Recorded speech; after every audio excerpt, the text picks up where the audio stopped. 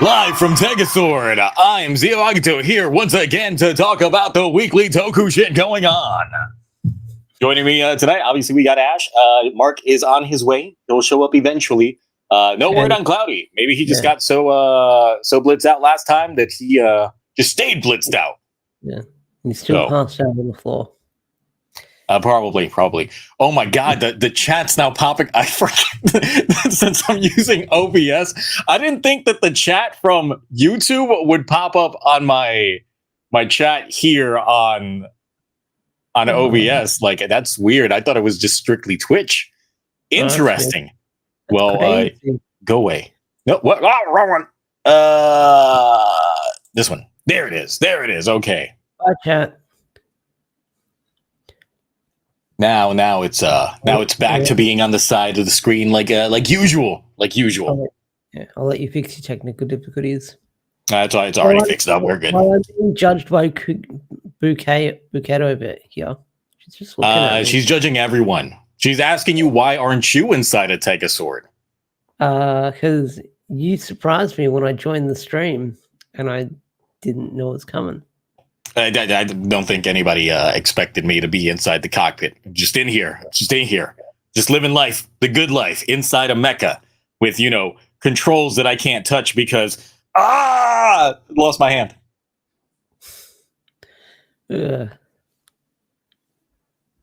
Let's see. What is this? Billion said Cloudy isn't allowed to be a VTuber. One of her rules is, if you have a peepee, you can't be a VTuber. What? I mean, that seems about right. I mean, to me, most of the VTubers are female from when I scroll on Instagram and TikTok. Sometimes I will see like an anime girl VTuber model, but then I click the video and then it's a dude like talking. And I'm just like, oh, we're just doing this now. This is the clickbait. It's just like they go in for the VTuber model, but then they stay for the dude voice. I haven't seen any of that. Maybe that's on Twitch with people just chatting. Yeah, this was on YouTube. Like, it was one of those like videos that got recommended to me, and I was like, let me check it out. I want to hear. And then I was just not expecting the voice, and I was like, oh, okay. No, I haven't had one of those. Like, I haven't had one of those yet. No, well. It is what it is, but outside of that, what you've been up to this last week? I've been busy with work. I've been playing mostly Monster Hunter Wilds that dropped last night, so I've been playing a lot of that. It's lots of fun. Play it. Aside from that, I've been working on videos on the side, like there's Power Engine news we're going to talk about, no doubt about it. There's Playmate stuff we have to go over. That is for sure. But yeah, I've got a couple of stories that I can pull up on the docket when we get to the news. But yeah, I've just been gaming, working, eating, sleeping, working on the supermassive content that I've been pumping out. So Radiant Black and Rogue Sun stuff coming out very slowly. That's a lot of fun. They're not performing the best, but I don't care if they're not going to perform well. I'm just going to put them out because I mean, Content's content. It's there, and you know. And I don't want to wedge myself in the hole and do Power Ranger comics forever. After seeing how well like the Naruto and TMNT review did like in November, so those videos perform weirdly well. Like those go into the thousands. But yeah, I've been eating, gaming, sleeping, playing Rivals, playing Monster Hunter. Yeah. Rivals is the grind I got back into. So yeah, yes. I have been doing all that. But also, like, I did start working on the GoZyuger video, but at this point in time, I don't know if I'm going to be able to get it out tomorrow. Might as well just wait to get both of them out. I usually wait until episode 5 anyway for Sentai. Yeah, that's what I thought you'd be doing for this one. But since I figured that the way that the show's formula looked from episode 1, that it would be different, and it indeed was. So yeah, there is definitely a lot to really parse through within the information that we have in there. But not only that, the intro, we also got the visuals for the intro and all that good stuff that's there. So that's pretty good. What do you think of the intro? So for the intro itself, when we listened to the song by itself, I can't say that I was a fan, and I can't say that there were a lot of people that were a fan of the intro by itself. But on Sunday night when I streamed, it was like the first time that I'd actually like seen the visuals of the intro, because the previous night when we were doing Toku Rewind, I used the intro to be one of the last Change Irion Change That intros, which, by the way, if y'all missed out on Change Irion's finale, that shit was wild, crazy, and still peak. But, you know, outside of that, GoZyuger's visuals sold me on the entire opening, because I couldn't help but like enjoy myself. It's such a bombastic Fortnite dancing in your face opening, and that's what I love about it. And you can see everyone's having a lot of fun. Green's having too much fun. He looks like he's gonna murder somebody with the amount of fun that he's having there. But it's like they're all just exuding personality, and it's just working out in their favors for selling me on the intro, because I was just like, that's hype. I didn't care for it too much, but now with the visuals, I can't stop watching it. Like it's like you just go through like an acid trip hallucination, but you just have a good time. If you're ever feeling down, you just got to watch that opening. Yeah, like watch it, and you'll be like, all right, cool, I'm feeling it. I need a full extended cut of it with visuals and all. Like, hit me up with that PV. And then some things you catch into it if you've got headphones on. That scene where Bakiyami, the Yellow Ranger, like when he sweeps the room, if you have headphones and you can hear the sweep with the beat of the song. Yeah. That's the thing on it. But they also tie in the visuals pretty well in there, because there is a point in it that actually gets a little dark, and it's like you can't tell because they're all just dancing happy-go-lucky. But it's the portion of the intro in which they're all dancing around in like the circular thing, and then they're showing in the background kind of like their tragic backstories for every single one of them, like how they've lost someone in their family, or they've abandoned someone in their family, or like pretty much the entire backstory lore that we got in their character profiles during that presser is what we're visually seeing in the opening there. And it's just like one of those, if you're not fully paying attention to it and you're just distracted by all the happy dancing around it, you would miss it. But it's just like, it's nice that it's not just all happy-go-lucky. They are throwing in something in there that does change up the dynamic a bit. But also the bad guys dancing as well, with Bouquet and Fire Candle, just they're dancing it up with the squad. Also just fantastic. Sword coming in there. And then at the end, when you have a Saudi and her son out, and they're just like, he's just like, I'm just like, kids having a good time. It's funny. It just is a very vibrant opening that I was just like, I was not expecting it to go that hard. Yeah. So overall, just good stuff. But yeah, with this episode of GoZyuger, should we start with GoZyuger? Should we start with Gavv as typical fashion? I watched Gavv first. I've got Gavv fresh in my mind after watching it. All right, because I know Mark has some thoughts on this as well. Because when we talked the other day playing Rivals, he also had some some opinions regarding this episode. This was an episode that I felt like the pitchforks were going to come at me after putting out my review and my statements, just because this is like the lowest rated episode for me. Oh, okay. I mean, not to say that it's a bad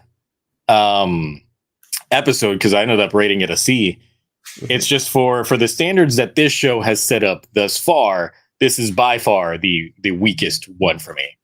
Okay, gotcha. And it really comes down to the pacing. The pacing has been awkward for a lot of these episodes as of late. And this one was just incredibly awkward, especially with Blizzard Sorbet's introduction, because having a super form, a form that essentially would stand toe-to-toe with K-King, debut in the most lackluster way with sprinkled in backstory to Shoma's mom, like just saying, "Oh man, you're sick. If only we had some ice cream, because ice cream cures it all."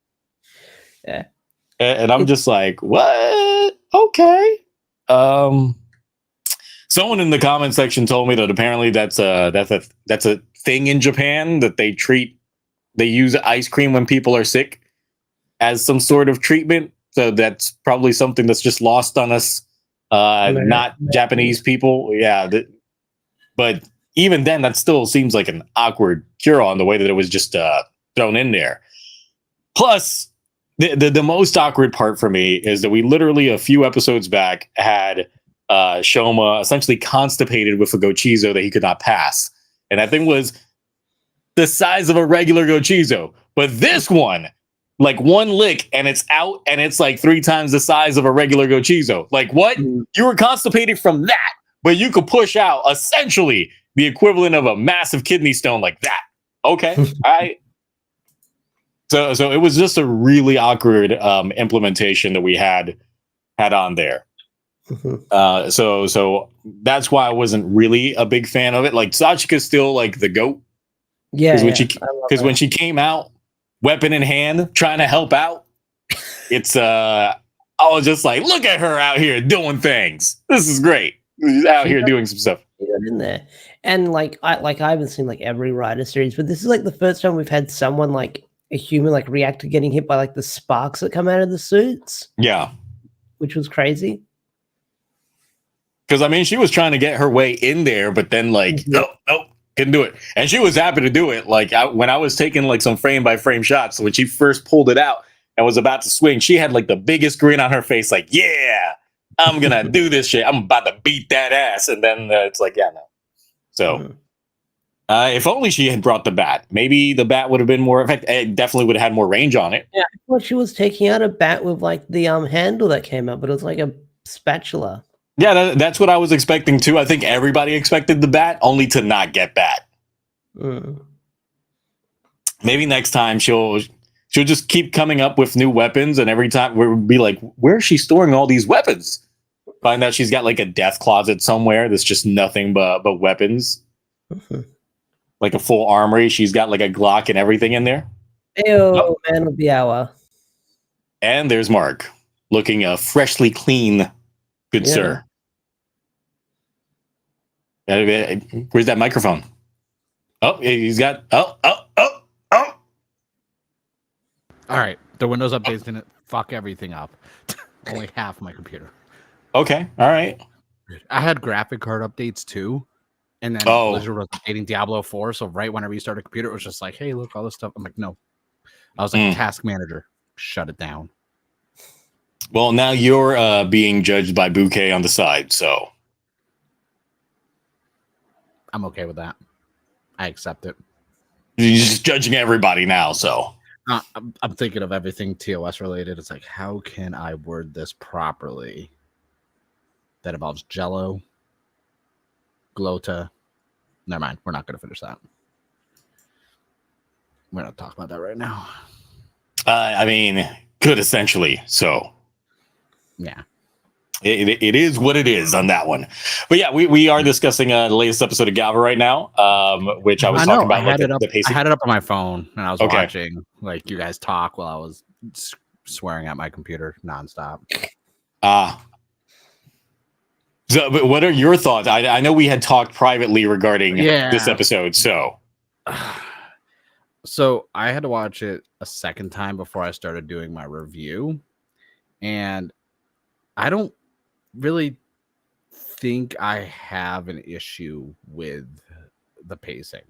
Not as much as I thought, honestly, because it's like I found out through like reading a lot of leaks and stuff. This episode that's airing this weekend was filmed in September.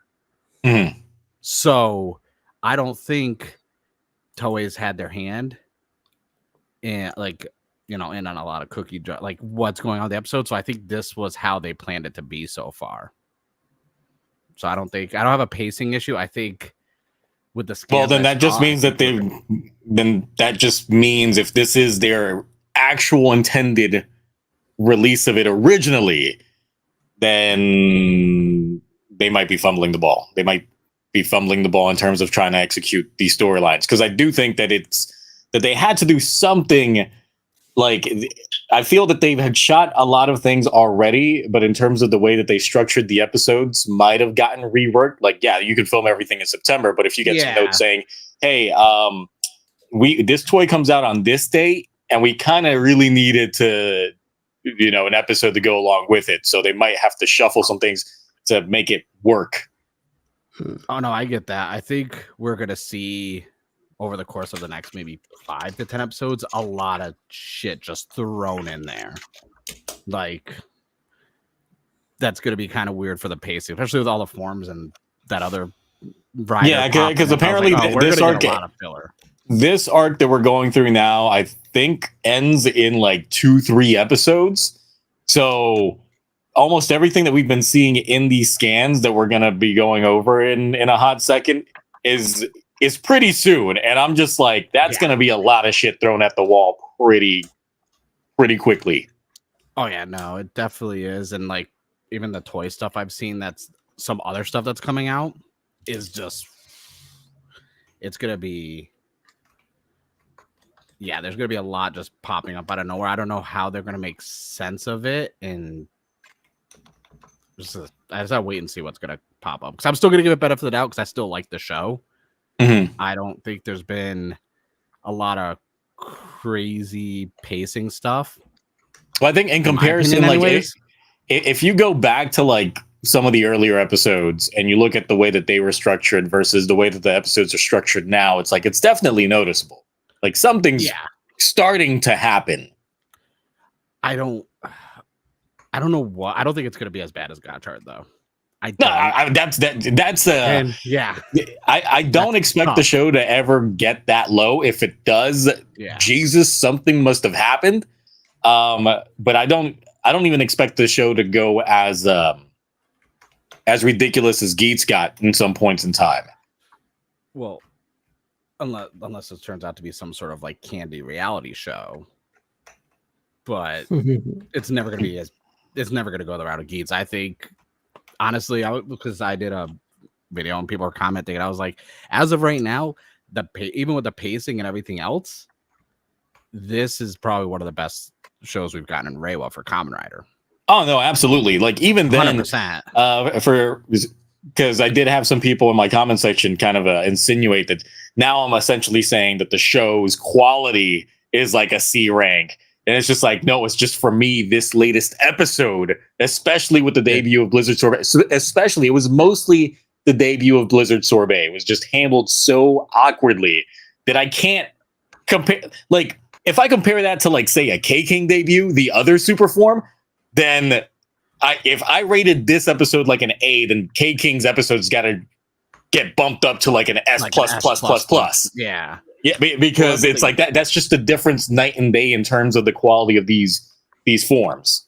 When were we talking? Oh, we were talking about this while we were playing Marvel Rivals. Yes, we were. Started talking about Gavv while we're playing Marvel Rivals, but no, it's one of those things where I'm just like, I don't think with the ranking, I don't think people realize the end of the show. You do an average ranking. Yeah, that doesn't bring the overall show. It's like, for all you know, episode 25 could be like a banger, and that could be an A+ or an S. Yeah, and even then, like when just looking at the averages for everything I've done up till now, this show currently still averages at an S rank because it's gotten so many S's and S pluses that 1C, 1B, and like less than a handful of A's are not going to do anything when the show's already probably at its halfway point. Yeah, and it's one of those things too where we joked like it's not going to be like Geets or this and that because apparently we've added to the conversation point where we're the only people who talked badly about Geets, and Geets was still good. Yeah, it just had a falling off point. Yeah, I don't think there's a falling off point, like because hypothetically, even in my review, I said even though we're only 24 episodes in, we're basically almost at the halfway point. Yeah. So I think right now, from a consistency, it's been consistent enough where I don't have any like doubts of the quality of show going forward because it hasn't given me anything yet to start to doubt where it's going to go, that it could drop off. It could at any point. But as of right now, it's like, even with this last episode with the form, I was like, we joked about it. I was like, it did feel kind of like an ass pull because it was like, there's no buildup. Like, I get caking form felt special. Him and Sachika baking. He was so hard pressed on, she's gone, I'm going to make this cake while she's busy. And he did it. And then he had it's like, this one was just like, here's a flashback to the mom being like, oh, you're sick. I wish we had some ice cream. It's like, you could have did some flashbacks along the way of different things, but it felt so just thrown in there real quick. Yeah, just out of nowhere. But I like the form though. That's what hurt me the most is because that's such a good form. It's such the abilities that he's got. He's licking like the ice cream on there, doing the ice breath, and then obviously getting the Freezy Pop sword. Like those shots were really good. It's just when you compare it to like K-King, because once again, K-King had stakes because he had just gotten his ass beat by his siblings, all in the process of keeping his promise to Sachika. You know, they had their cake together, popped out that special Gochizo, and then the debut of K-King led to essentially one of his siblings being offed. While this was just with singular bitter Gavv that, you know, is just out here having fun. Yeah. And that's another thing as well. It's just like the dude was just bored and was just like, I want to have some fun. And then just starts attacking a building and then just says, all right, I'm bored now. I don't know why I like these clones and just how like childish they are each time, but we need more explained because why are they getting stronger every time? Is it because of the gestation period and their little tubes? But like, I like how just like there's no motivation from these clones that are like, I want to fight things. This is fun for me. And I'm like, I kind of like that because at least we're not getting the like diatribe monologues that are like 10 minutes of the episode of why they're doing it. It's just like, are you going to play with me now?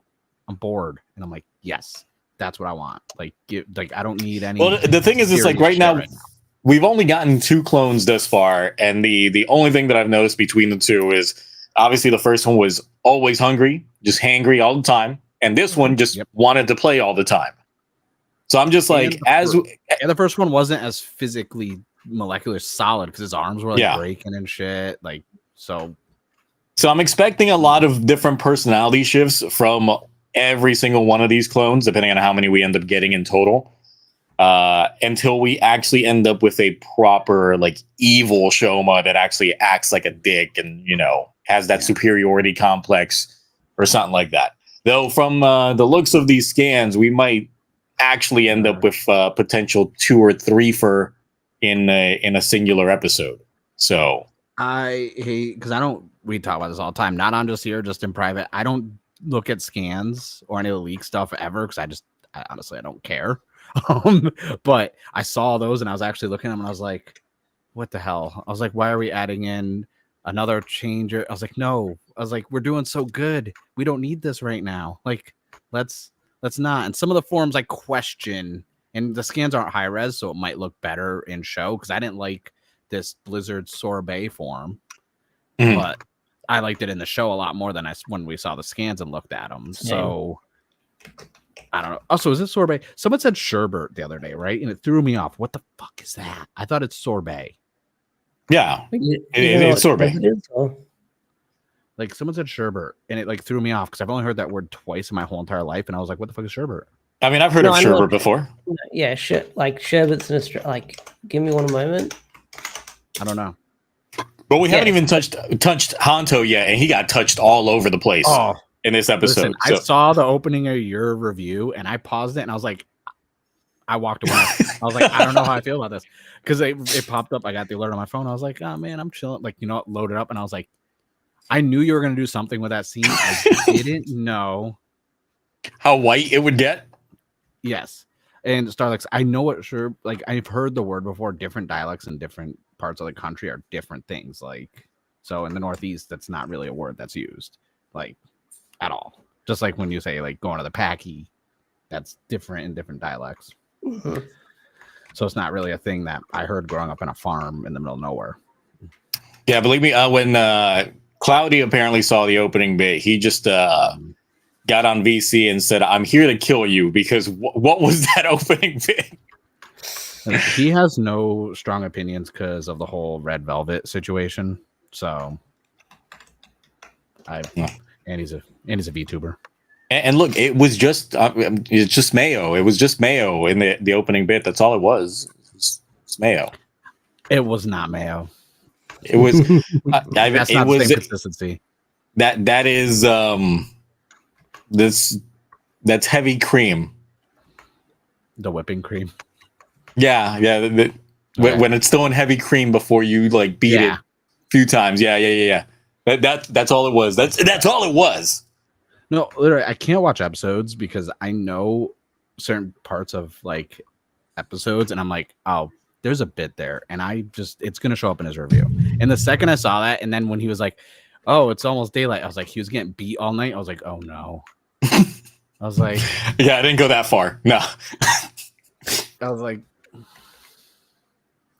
could you just imagine him just laying there, just covered in white, and then just face flies covering over it? I was thinking the South Park episode with freaking Stan's dad. With Randy just like, oh, yes. Oh. I was like, oh no, like, but yeah, that was. But no, that's the thing too. We got two forms in one episode, like, and one's terrible. Okay, so I have a video going out next week. I already did it. Because it's halfway, so I did a ranking of all the forms, and I like that form. I don't know why. It's because in the base form, I don't like the void, just white blank squares. Something like, I feel like it's wasted real estate. I kind of like this form, but I feel like from an upgrade standpoint compared to base, it's not. There's no difference other than that. But I like it more than the base form. But the thing is, since it's supposed to be a dark chocolate, they should have just taken all of the white chocolate pieces and just made them black or like a darker brown. True. As opposed to just putting those wannabe QR codes on there. I was trying to figure out what those are because it looks like in like half QR codes or just the old sprite images from the OG Digivices that were on keychains. Like I was like, they don't look like much. I know because I'm on a Digimon kick right now. Juga Fever. Originally it wasn't going to be Space Fives that showed up during that opening bit. I literally green screened Diddy. What's going to happen? No. But I was just like, oh, man. No. I think this is a bridge too far. So I reframed it. A little. No one say hashtag release the Diddy cut. No. That does not exist. I did not export that one. So it's still in the drafts. It's just not exported, guys. He will release it on Discord. Members only. Oh yeah, members only. For it. I'll make a Patreon just for it. So, join Patreon, get these exclusive bits that were too hot for YouTube. People would probably freaking sign up just to see that. I mean, I'd pay the fee just to see it, just because I know it's going to be ridiculous. But also screen cap it in ODS or OBS, so then I could just like be like, all right, now I have it permanently. Oh, there it is.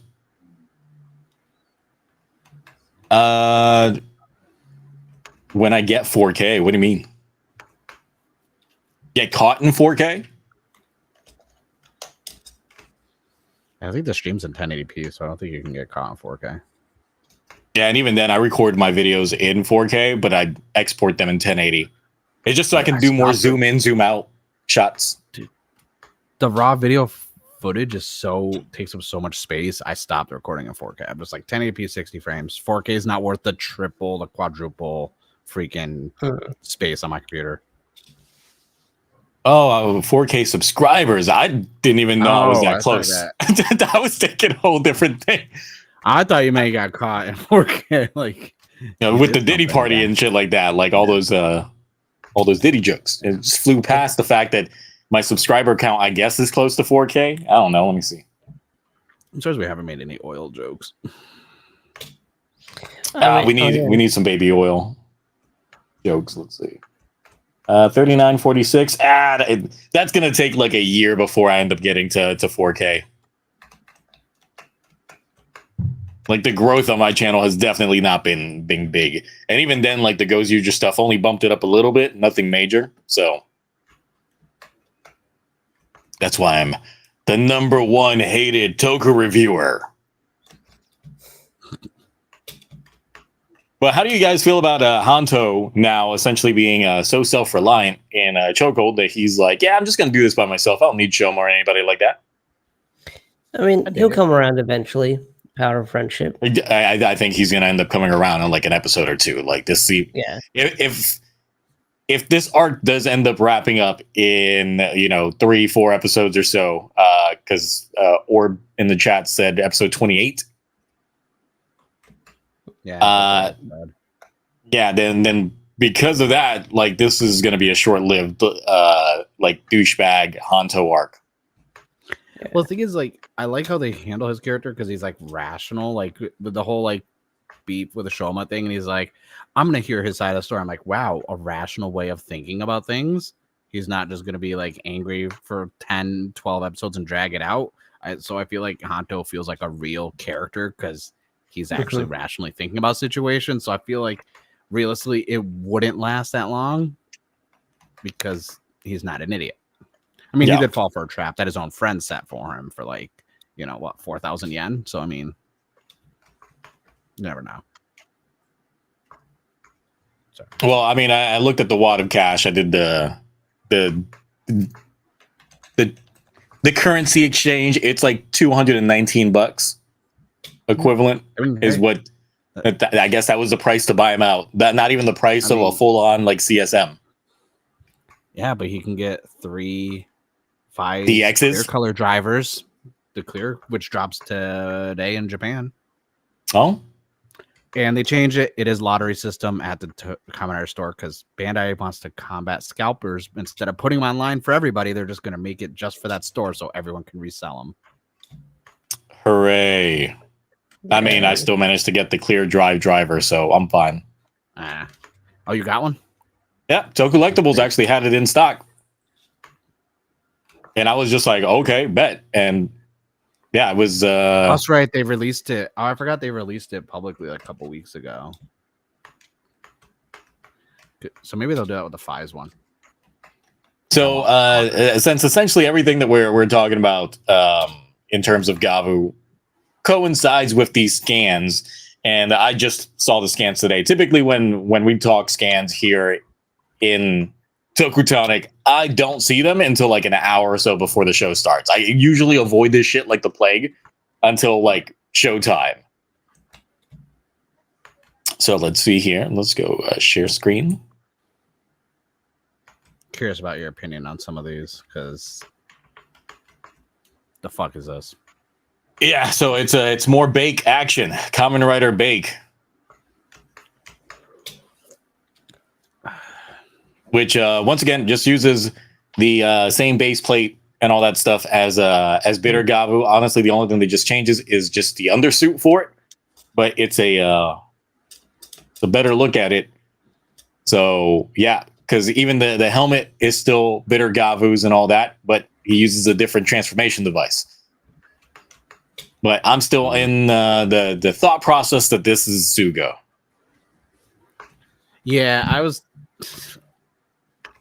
Because it makes sense. He's the only one that really would become a rider. Yeah, especially if he's going to actually align himself with the Bitter Gavvs, because in a later on shot, it does look like he's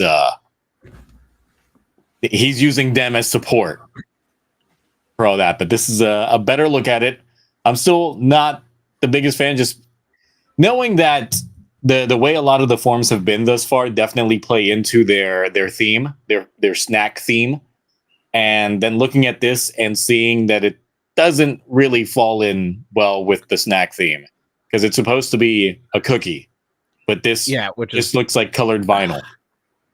The funny thing is like I brought it up a while ago when we were talking, like we had GoZyugers for like cookies that already came out and for a physical release to buy, and then I'm like, well, where are these forms gonna pop up? And I was like, I didn't think at the time it would be for our 4th Kamen Rider. Although I will say the when you open that GoZyuger, his eyes, he looks like he's baked. So that is my favorite GoZyuger. Like that is my like that Spirit GoZyuger. The cookie, the cookie one, and then they have I think there was like 2 versions of cookie that came out with wave 2 of the Gachapon GoZyugers, and I was wondering why they were releasing those GoZyugers. Like I said, I'm worried with all the GoZyugers being released that haven't showed up in the show. We're just gonna get a form dump at some point in the show. And I feel like we're approaching that. Gonna have Bouquet out here judge these scans herself. Mm-hmm.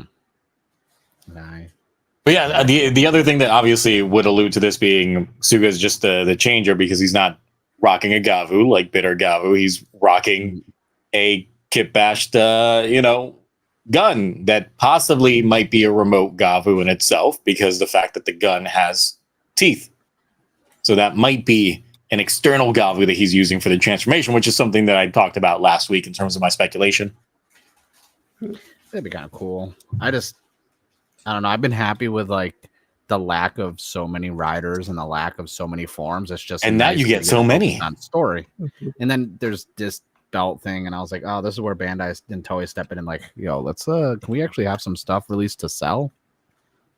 And I'm trying to figure out what exactly the design is with this this belt buckle here, because in the scans that we were looking at last week, they made a point to point out the belt buckle, and I'm just like, well, now that we got a better look at it, what is it? Yeah, that's what I'm trying to feel like. Looks like even Bouquet's trying to figure out what is it. What is this? I don't even know. Because these parts pop out. It's awkward. I don't even like even trying to look at it from like, is this some sort of face? Are these supposed to be eyes and this like eyebrows, or the opposite way, where this is supposed to be the eyes? I would expect that belt if he used that like chocolate one with a dinosaur, like the white chocolate dinosaur skeleton in it. Yeah, like, I would expect that belt for that. For a cookie, I don't know. Is it like a cookie? I have no idea. It's chocolate chip cookie broken up. The thing is, it's just like it seems too designed. It's like symmetrical. Yeah. It's like one of those things where you like stare at it, and like eventually like a sailboat shows up in the picture. You just got to keep staring, and eventually you'll see whatever it is. Oh yeah, that's right. It's Hotaro's dad. We found him. It's this belt. Dude, I forgot all about the fact that his dad was like a major plot point, and then he wasn't. I forgot all. Dude, I have pushed so much of that show out of my brain. Just you wait until we get graduations. I'm not watching this. I don't care. I have no plans to watch that. All right, so here's some more shots here. So we got another look at it, but this is the one that's Bitter Gavv is rocking. So this is it. You can tell. Oh, what happened? He just where'd it go? Oh, we died. You died. Me We and Ash were fine. about to talk about Radiant Black freaking 31 really quick while you were gone. Yeah, I read 32 already. Nice. I didn't realize when it died. It was random. Just went. Oh. All right. So, like I was saying, yeah, this is a Bitter Gavv's version of it, but it's the exact same thing. Only difference is like the undersuit and the fact that he's rocking the Gavv. I don't like it. Yeah. I'll have to wait to see. That helmet see looks it in better. action. No, it's the exact same helmet. No, well, from a paint standpoint, I like it. It looks better than his regular bitter helmet because I don't know something about his helmet I don't like, and just a regular sparking gummy. I actually like that helmet on him, but I don't know. Just I don't like the form. It doesn't look like a cookie or anything. Yeah, that's the thing. It doesn't follow the theme of the cookie. It looks more like when they were doing the Demon Troopers. Like this is like almost like a military like unit color scheme for it. Like, and then here we got the potato sticks. Hey, I like this one. I don't. The thing is, previously, like in the other shots, it looked like it had somewhat of a golden finish, but now it just looks yellow. Yeah, but it definitely has that the texture work to it of the other Gavv forms that makes it look like it's the food that it's supposed to represent. Like this does look like it would be potatoes. Like look at that texture work. Cowards for not giving us shrimp chips instead. We should have shrimp chips instead. Like they put the effort here, but they didn't put the effort here. It's like this is this form that actually looks like it's the food, and this is whatever. Pretend it's a cookie. I like the helmet though on that one. Yeah, that's what I dig, the helmet mostly. Yes, I guess you guys like Legend. Forms. No, don't. Yeah, don't you put words in my mouth. Things you can't take back. I never said that out loud. I never would. I would never. No. I mean, I'm all right with this form. It's definitely a good form for bitter Gavv over this cookie.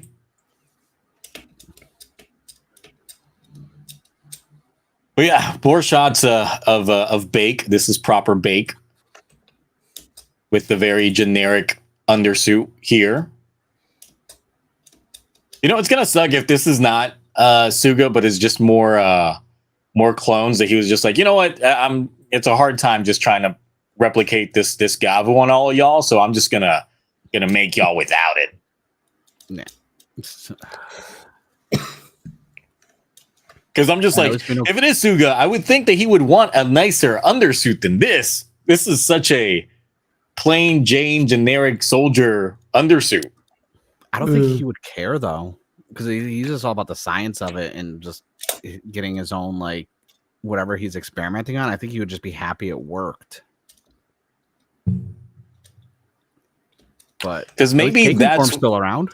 Because maybe that's why there's a focus on the buckle over here. Maybe it's supposed to be a very lame Gavv, because remember, Shoma was born with a not good functioning Gavv that they needed to modify. So maybe he was just like, man, I get the quality, I can't keep up this quality, so let me just do this externally, and bam, and then that's just like the remnants of that shitty Gavv. Is that a close up with a gun in the top right? Yeah. That's weird looking. Yes. Because I remember the initial leaks of this was the Gavv revolver, Frankenstein with the Valen Buster, and then that's exactly what this is. So does the top part, like right here, that looks like that pops up and then he slams it down? Like, yeah, probably. Like there's like a hinge. Because I was wondering, I was like, it shows where the Gochizo goes in, but I'm like, that bottom, I don't like that. If there's a Memorial Edition, like, or out of China or something, I might buy it though. So those, I would still have it for the collection. But yeah, Bake obviously is in line with Bitter Gavv, because there's Bitter Gavv there. And then here we got some more shots of Blizzard Sorbet with his wait, why is he holding the caking sword? How is that?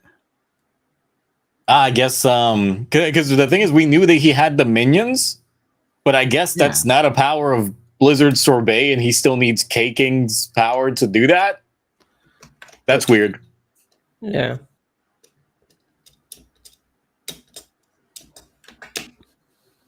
Yeah. Also, they hinted at agents getting an upgrade of one of the candy toy announcements because the agents are getting their own special premium Bandai release in a few months.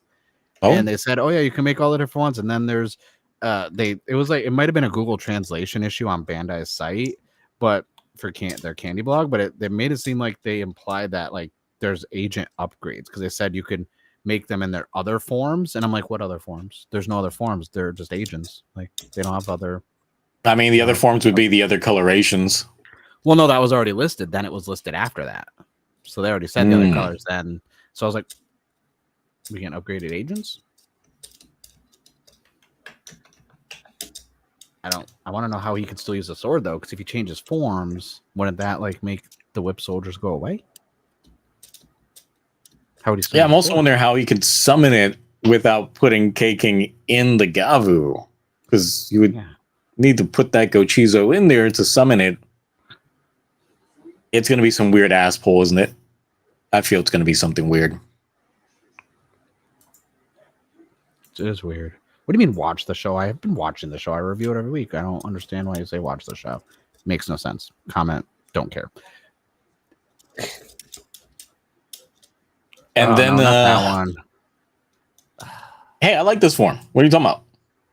I don't like the helmet. I don't like the helmet. What? Look at this. No, I like the helmet. I don't like the chest part. Like, look at the side profile where it's right there where your mouse was. It's weird because it's like, just, I don't know. I don't like the color scheme. I don't know. There's something off about it. But like I said, 9 times 10, I hate the scans. And then when it's in the show, I'm like, yo, this is good. I mean, it looks like the cup of a cone, like ice cream sundae. Yeah, I know. I don't know. Something seems off about it, and I can never figure out what it is. Then, like I said, once it's in the show, I'm like, damn, that's good. And then here's Hanto not rocking the back comb, but the bowl cut just down in front,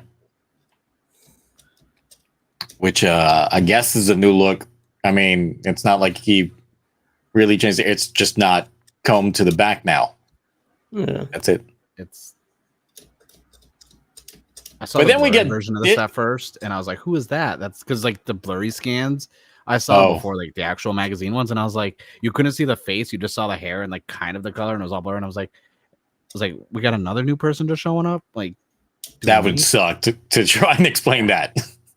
Yeah, but then now this is the best look we've gotten on this new Gochizo thus far. That goes onto the Vlam unit. So yeah, there's that as well. So of course we did talk about the. I'm gonna have to get that driver now because I like that gimmick. I'm trying to see if this thing has eyes on the top, or if it's just supposed to imply like a third eye, like a Jagan eye. He's opened up. He's woken up to the truth out there. Oh, now I see that it's got actually a Valen design down here as well. Yeah.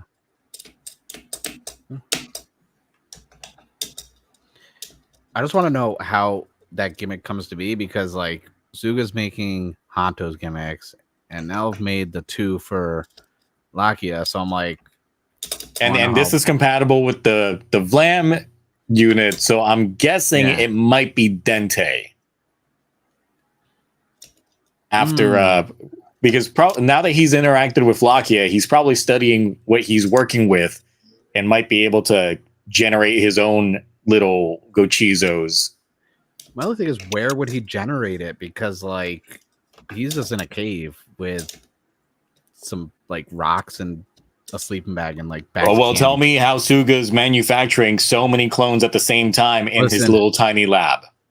We haven't seen the whole lab. We've only seen his couch, his ottoman, and then his little desk and weird shelf of curiosities. We don't know how big his lab is. We don't know what kind of funding he has. Dente's broke. He has to have people bring him candy. I mean, this could just be Dente do something. It'd probably just be the food that he's got lying around. He just throws it in there. That's true. That's true. He does have a lot of food there. It would be nice to see Dente do something because, like, I've been hounding for that to happen because I'm like, you have 3 scientists technically on the show. 2 of them are doing stuff, and one of them's just hanging out in a cave, barely giving advice to anybody.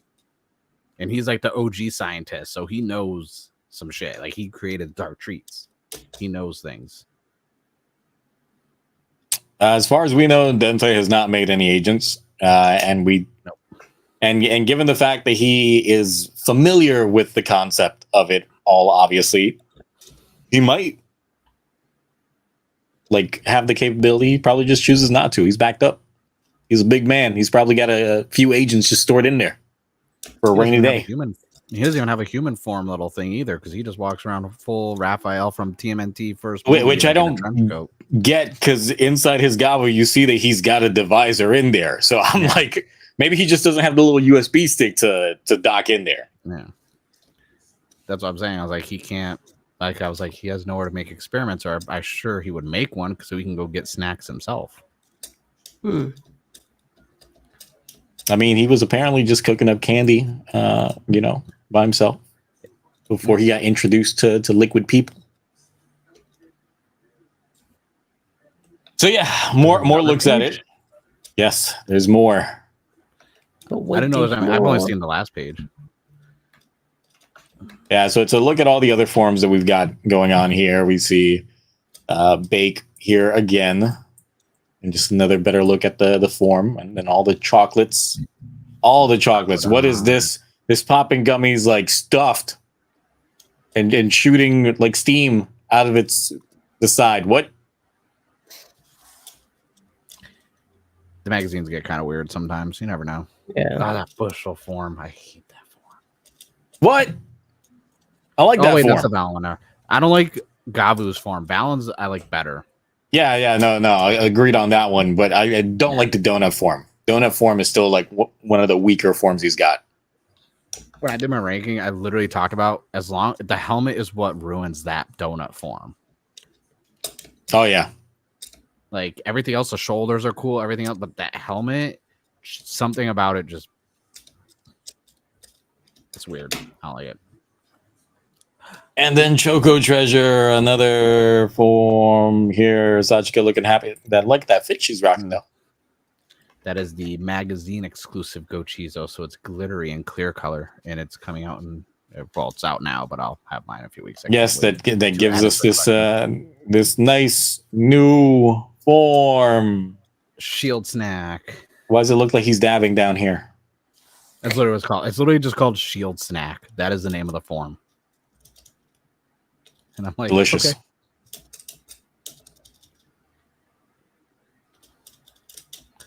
I like it just because it has a shield, and I'm like, oh, I'm a sucker for a shield.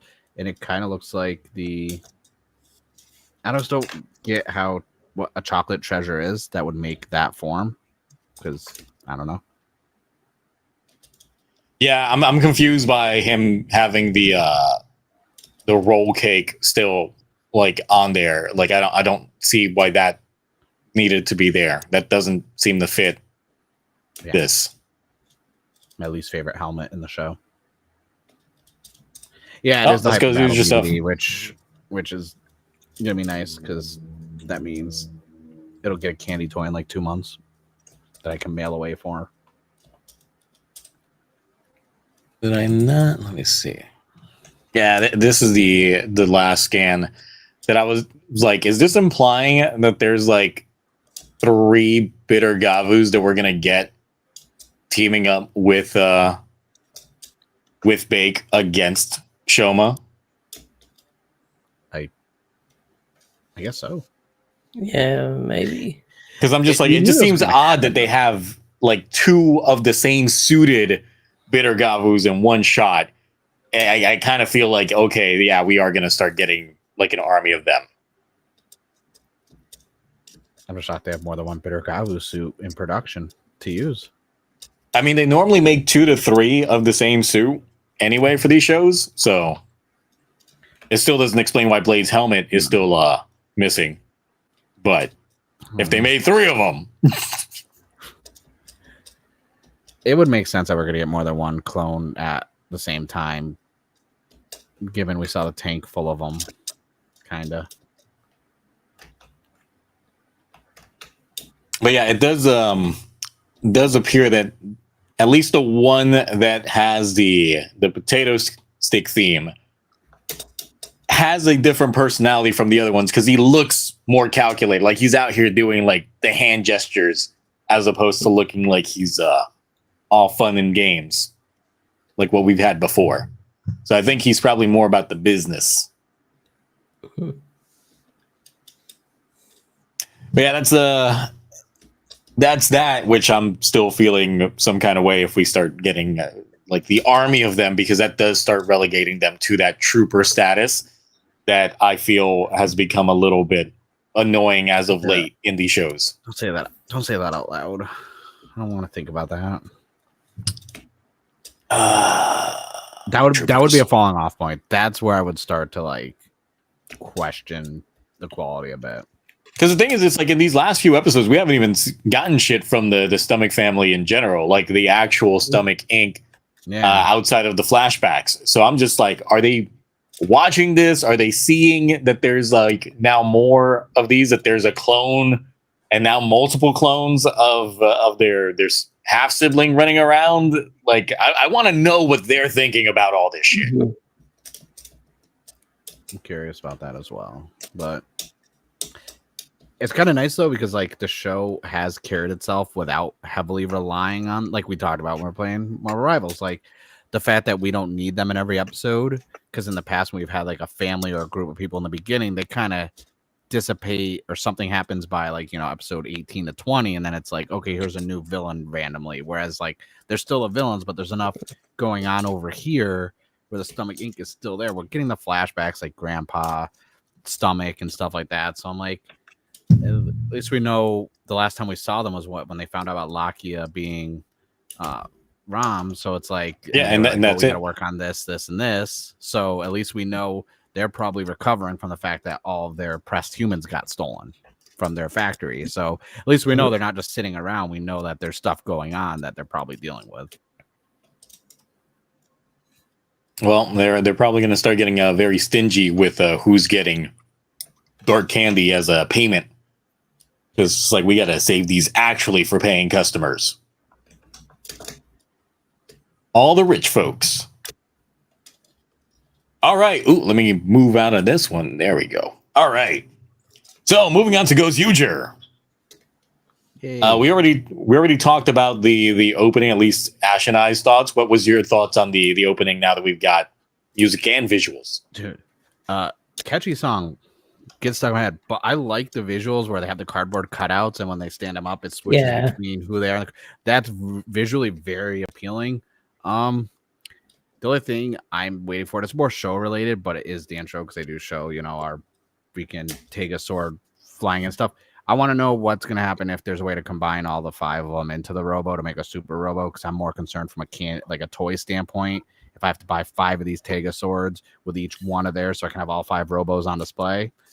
But from the opening standpoint, it's a very catchy song, very upbeat for what the show is. And yeah, I got stuck in my head a few times, and I was like, I don't think I'm gonna skip this OP when I watch the episodes. Yeah, it's still like stuck in my head.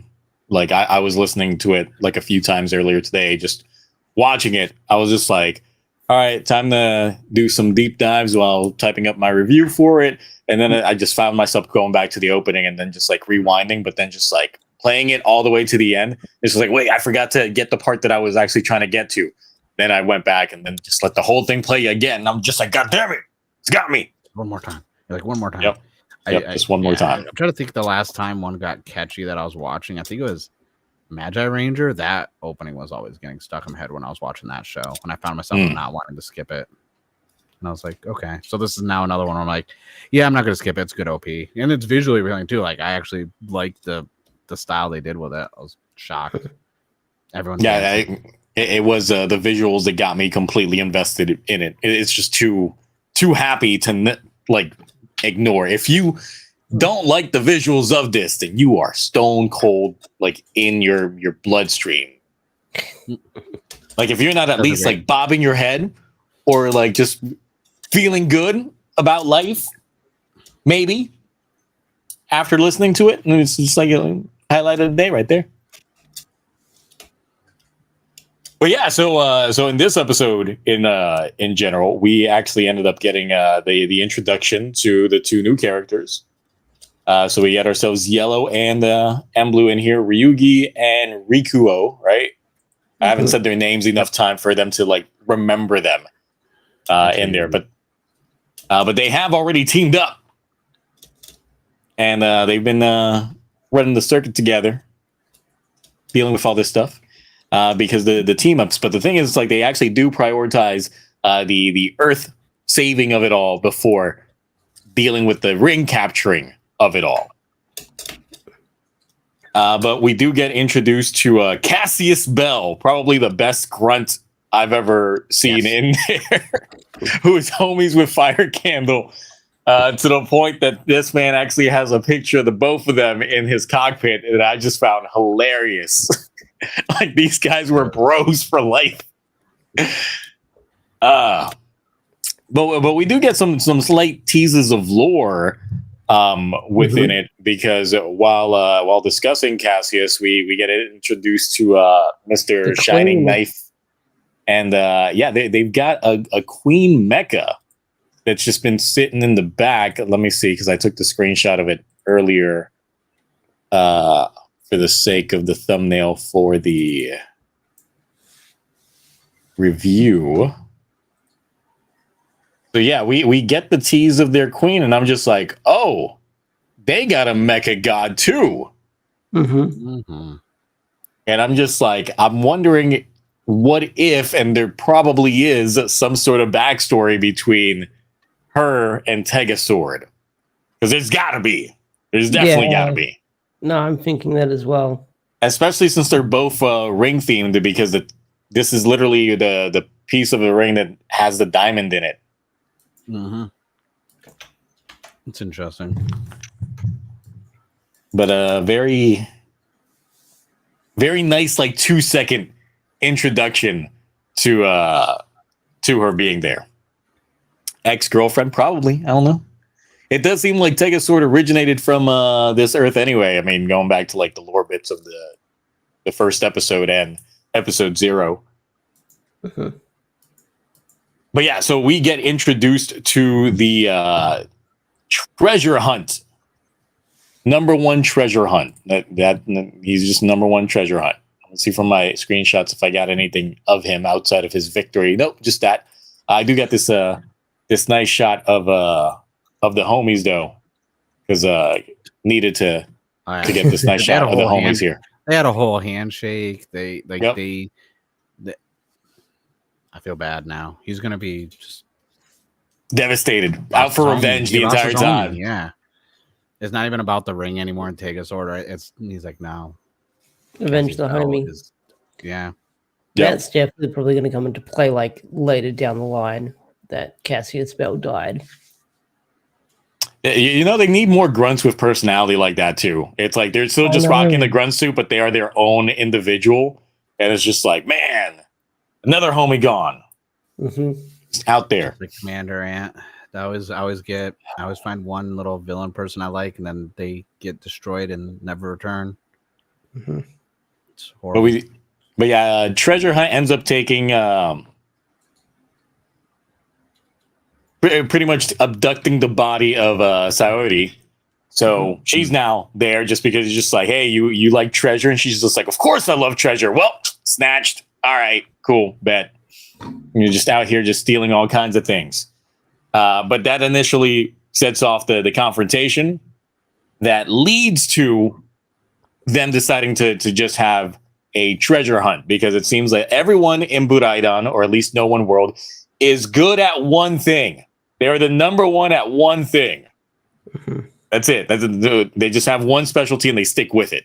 I also do like the slight Bokanja references that we get to the treasure hunt Buraidan member, because of course they were always looking for precious treasure. So the big thing with that one is obviously when we get introduced to Ryugi and Rikuo. Well, they have a pretty flashy entrance with Ryugi coming in with a whole piano. That was so cool. Just out of nowhere, just rocking it, dropping it, playing song, and then we get Pop Idol out here singing his deeds. Mm-hmm. But of course, Horu's not feeling much of their vibe and was just like, well, if the whole thing is for us to get rings, then why don't I just start with yours? And they're like, well, hold on. We got to protect people first. It's just like, but Horu's like, all right, cool. I get it. We'll do that. And we'll just proceed to getting our own treasures. So Horu decides to take the cheating route by taking Tegasword out to the park and just dig some holes. Yeah. Which Ryugi doesn't like so much because, of course, he sees Tegasword as the god. So he's like, nah. So we see more of his feats of strength as he throws boulders and trees at him to just shoo away. Mm-hmm. But seeing that there was a precious treasure right underneath the tree that he had lifted up. Meanwhile, the treasure hunt number 1 snatches up some gold bars, probably from Fort Knox, because, we're trying to see if the gold's still there. But snatches it up right in front of Rikuo, who's just like, man, you're just a thief. He's just like, well, but nobody got hurt. And then he was just like, I got an idea. So he goes to see some of his biggest fans, some old couple, and manages to sob story his way into getting their treasure. So he just essentially robbed these old folks. Yeah. And takes that there while Horu manages to fight Resurrection F Gohan, who is stealing the food from Aoi. Like you can't tell me when you saw the green tracksuit and the glasses, you did not think Gohan Resurrection F. I was just like, it makes sense. I was like, bro out here hasn't trained. He's just out there. Okay. It's stuff snatched up. But yeah, it's here that Horu finds out at least what the treasure was that Aoi had was the rice ball that his mom had made him, who obviously is still missing. But it was just a rice ball with all his favorite ingredients in there. It's just like, yeah, that's it. That's what the treasure should be. That looked good though. Like I was like, man, that looked kind of. I was trying to pick out what exactly was in there. I was just like, so it's like I see the cut up like hot dog. Yeah. But I was like, what is that shredded meat? Is that like tuna in there, or is that something else? Is that like some pulled pork? Like what's going on with that? I was trying to figure out because like it could be like a tuna, but I was like, man, would that be a good combination? Then I'm like, well, I wouldn't know unless like I try it, like I gotta, that could be a good combo that I don't know about. Well, the thing is, it's like I think it might have been something weird like that since it's his personal favorite foods all together in a rice ball. So it's just like it's got to be something weird. It's true. So yeah, when they decide to look at the values of the treasures that they've gathered, I don't know about you, but I got like Mario Party vibes when they're counting up everybody's star totals. That's in my review.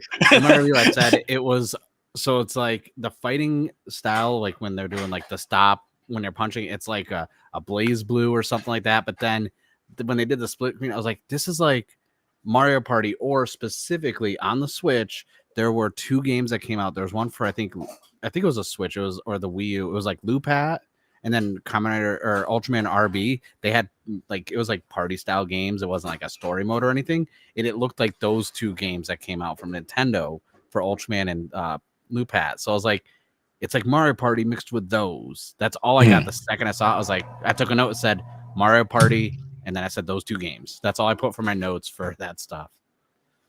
Yeah, because as it was going up, and then it's just like they stopped. They started making the sad face, and every time I play Mario Party and we get to the end and they start doing the tallies, it's like everybody's like, yeah, and then they're like, oh. And so you get the number 1. I still haven't bought the new one that came out. I gotta get that. I still haven't gotten it. Actually, no, I haven't. Jamboree, I think it is. Yeah, I actually do have that. I forgot.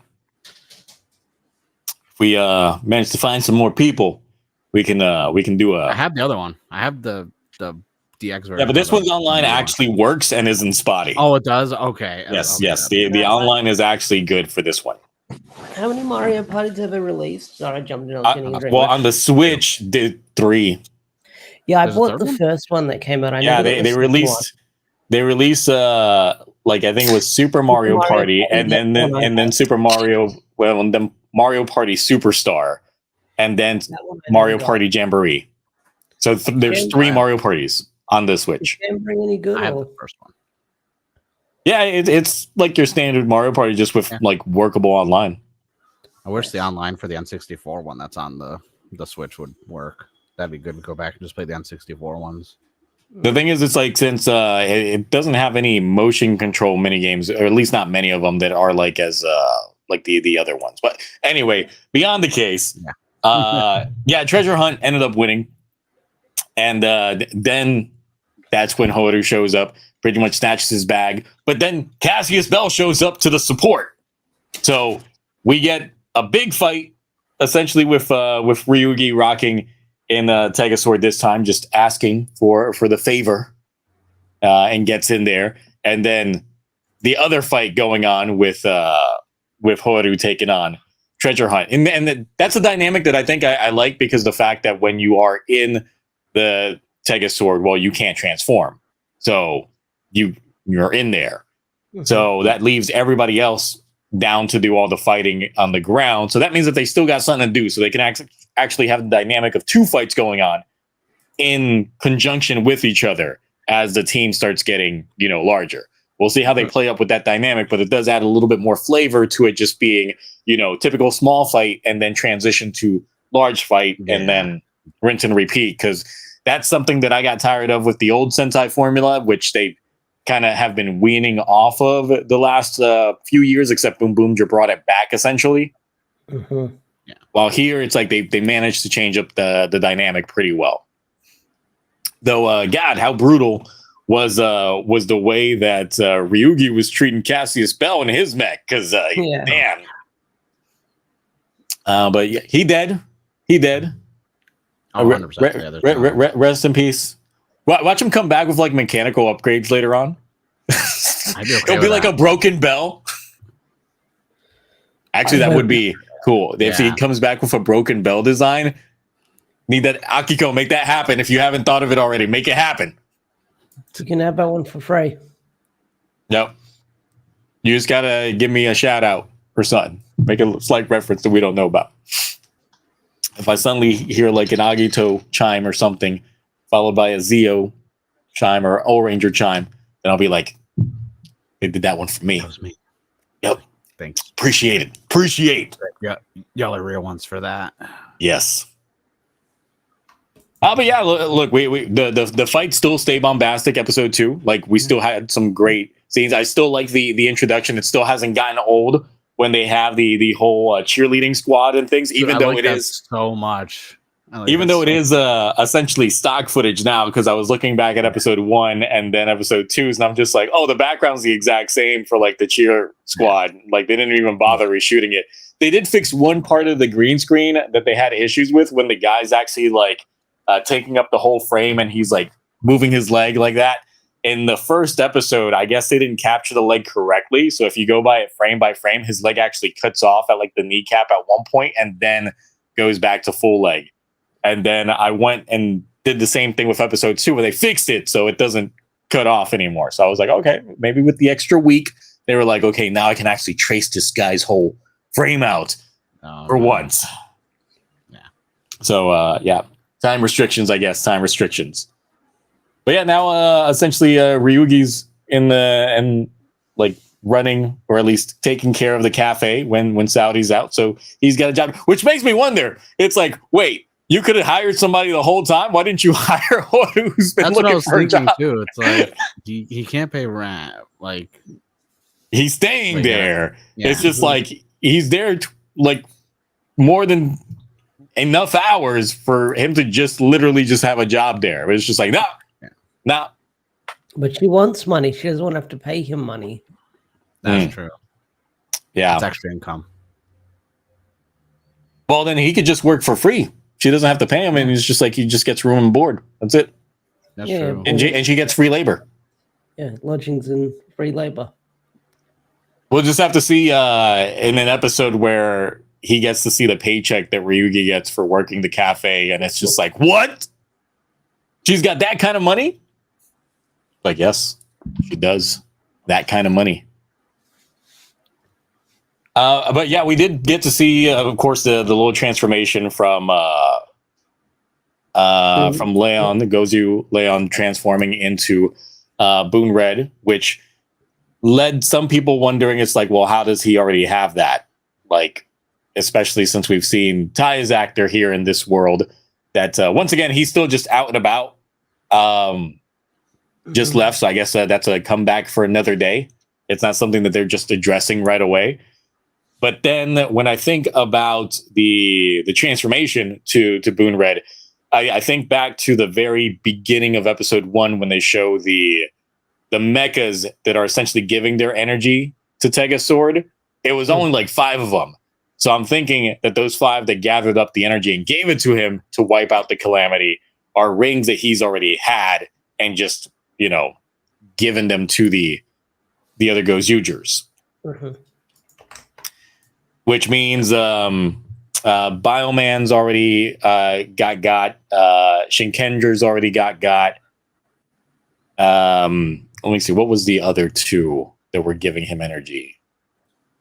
I still have the shot or not? Let me see. Anyone else remember the other 2 mechas that were giving him energy at the end of that? No, I don't. No, I'd have to go back and rewatch it. I don't have actually, I do. There it is. Gal Ranger, and it's Real Soldier.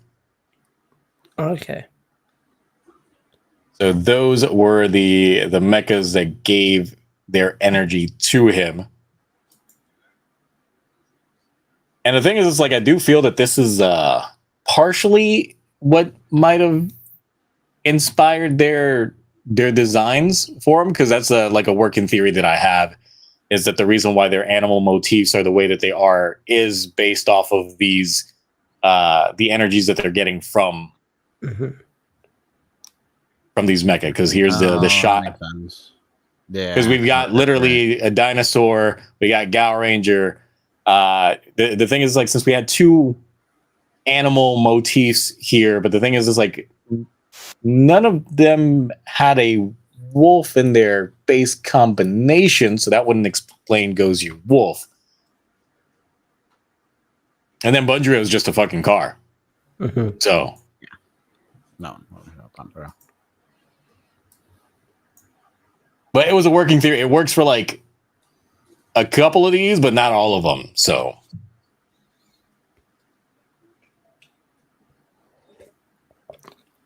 Yeah, next episode we already get Don Momo, but he's played by an Ultraman actor. Yep.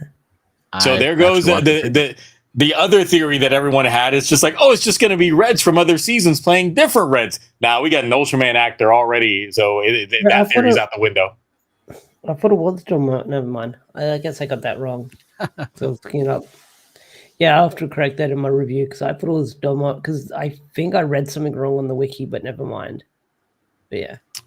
Now, in the preview, you can see that, it is Don Momotaro, but he's going to be someone else transforming into him. Yeah. Because it's going to be the guy running it for some political office. I forget what. Yeah. But yeah, the actor was previously in Ultraman's Earth? Taiga, there it is. Yeah. He had some weird name or something. Then I looked up his Ultraman design. I was like, oh, that looks pretty all right. Looks pretty good. So yeah, there goes that curveball. So now it's just like, I guess just random people in Toku are just going to be coming back, and that's just going to be who we get for it. So that's kind of cool, though. I want to see that allows for a lot of different cameos, a lot more unexpected cameos. Well, it's also if you see an actor show up like we saw with Taya's actor, and all of a sudden he's Kuwagata Ozier, it's like now you could see an actor like, oh, that's this person read, and then it's like, nope, it's this person. So it's kind of like a good like curveball to throw you off. Plus, it now works for since last week we were speculating based off of people that auditioned for red roles but didn't get red roles, being able to come back. But the thing is, it's like there were several that auditioned for red roles but ended up getting either sixth member on there, a different color on the team, or just didn't get spot there, but ended up appearing in other tokus as like characters. So the possibilities are endless. We could have several of them coming back to play the characters that they had originally auditioned for in full swing, even if they just never were in Sentai, period. Yeah. I'm waiting for Kamen Rider actors to pop up. Yeah. I mean, I feel like that's going to end up being a shoo-in. Yeah. I can't wait for Decades actor to show up and be like Captain Marvelous or something, or a different anniversary one. He's going to be Zenkaiser. Like, you know what?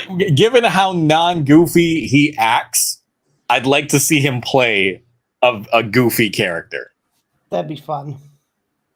Just to throw some, because I feel like the guy just keeps trying to play cool guys, but I'm just like, nah, let's see that range. Be goofy for once. Let's see that goofy version.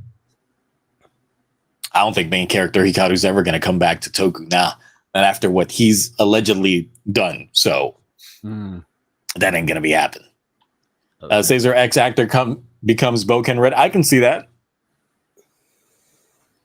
I hope it's Kamen Rider actors that have shows that everyone like the majority didn't like coming back to be Reds. Just like well, because the thing is, it's like if you remember in Rue Soldier, the masters that they had gotten in there, they were Toku actors. They were Toku actors. Because I mean, Master Red was literally was Ichigo in the Kamen Rider the first and next movie. He was also in Pretty Guardian Sailor Moon, and the thing is, it's like 3 of the masters technically were in Pretty Guardian Sailor Moon, because one of them was Tuxedo Mask and the other one was Sailor Moon. Yeah. Which I'm gonna watch. And the other one was Time Red, which is the husband of Saudi's actress, and also the father of the kid that we see. So I expect him to show up in some way, shape, or form. Because it's just like when you got the wife on payroll, you kind of got to show up. Yeah, like it's an expected cameo now. He's dropping her out. He's dropping her off at the toy parking lot probably in the morning. Yep, and it's just like, all right, enjoy your day at work. It's like, you don't want to show up? Nah, not if they can afford me for longer than 1 episode. Then they'll be like, well, how about an episode and a half? Deal. Give me the free buffet table. I'm in. Yep. Make sure you get the snacks on hand. Table.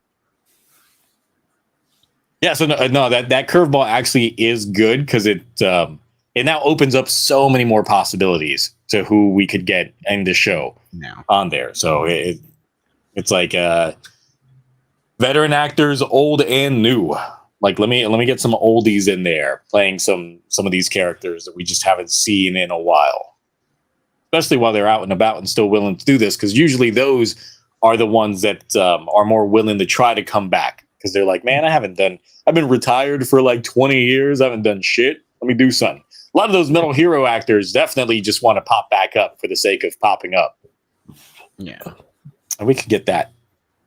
Especially since in one of those YouTube channels where they do like all those musical covers and stuff like that, we got Black Beat showing up in there from B Fighter. It's just like, oh, he could come back and just be different Sentai. So that would be exciting to have. As long as we don't get Hotaro's actor coming in, showing up and becoming a Red, then I would be like, yeah, no, I don't want to see you already. Or Legends actor. No, I don't want it. No. No. None of that. I don't want any of that. I mean, I'd be fine with random see. Let me get the old guy from Geats that gave up his powers for Keiwa because he was too old. I want him to come back, and then he's Aka Ranger from Go Ranger. I mean that'll be coming up soon anyway, because that'll be the episode that airs in April. Oh yeah. So we are like And scans were already floating with what we're going to be seeing. Oh, I mean, I got some scans. I haven't looked at them yet. Actually, I did look through them, and there was like nothing really exciting about the scans because it's just character profile stuff. That's true. It's like Trano, Trano Red from Joranger.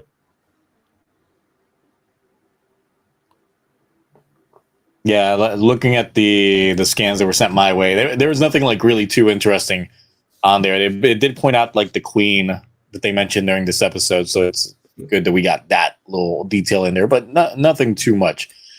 Otherwise, I still think that the show's still hitting it. It's still very fun, very enjoyable, a lot of potential. Because obviously, when we're this early into a show, like we're having fun. The possibilities are endless. And luckily, it started off in a strong foot, and it's not.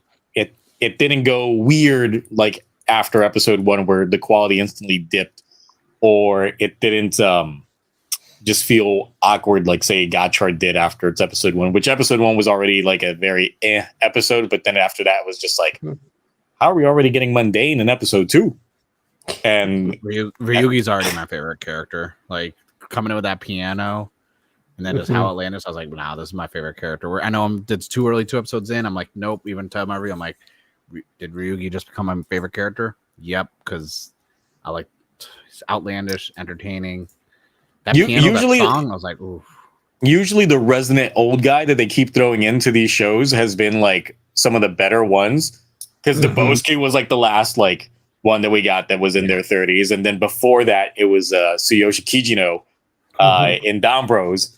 And that man was a trip.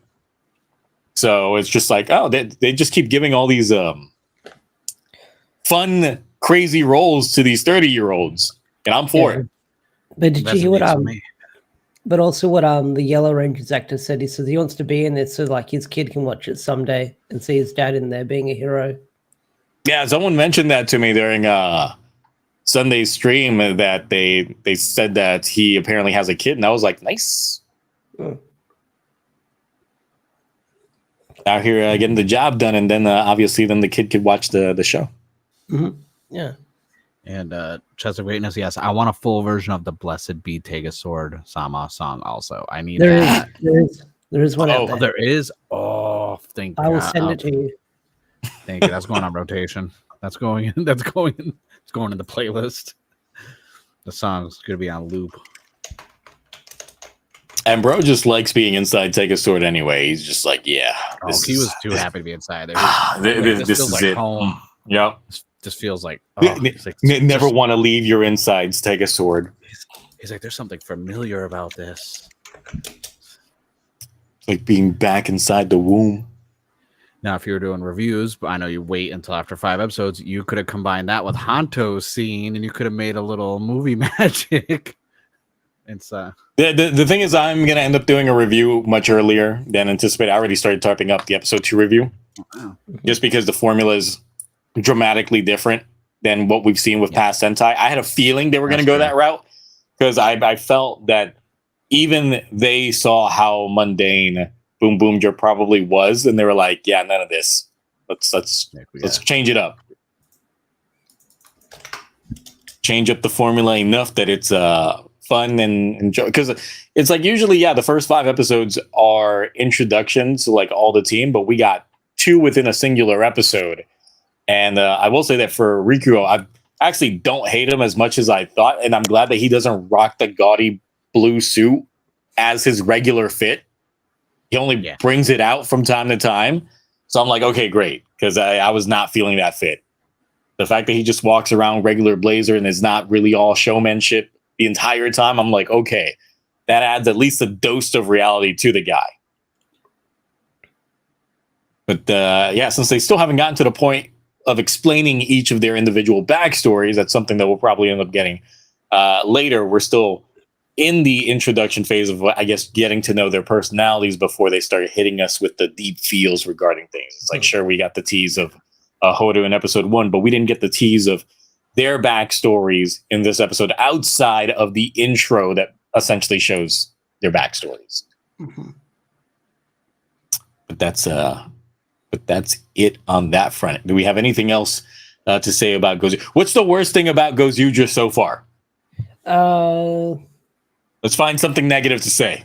Yeah, I mean negative Nancy's for once. Click out of context. Yeah, that's fine.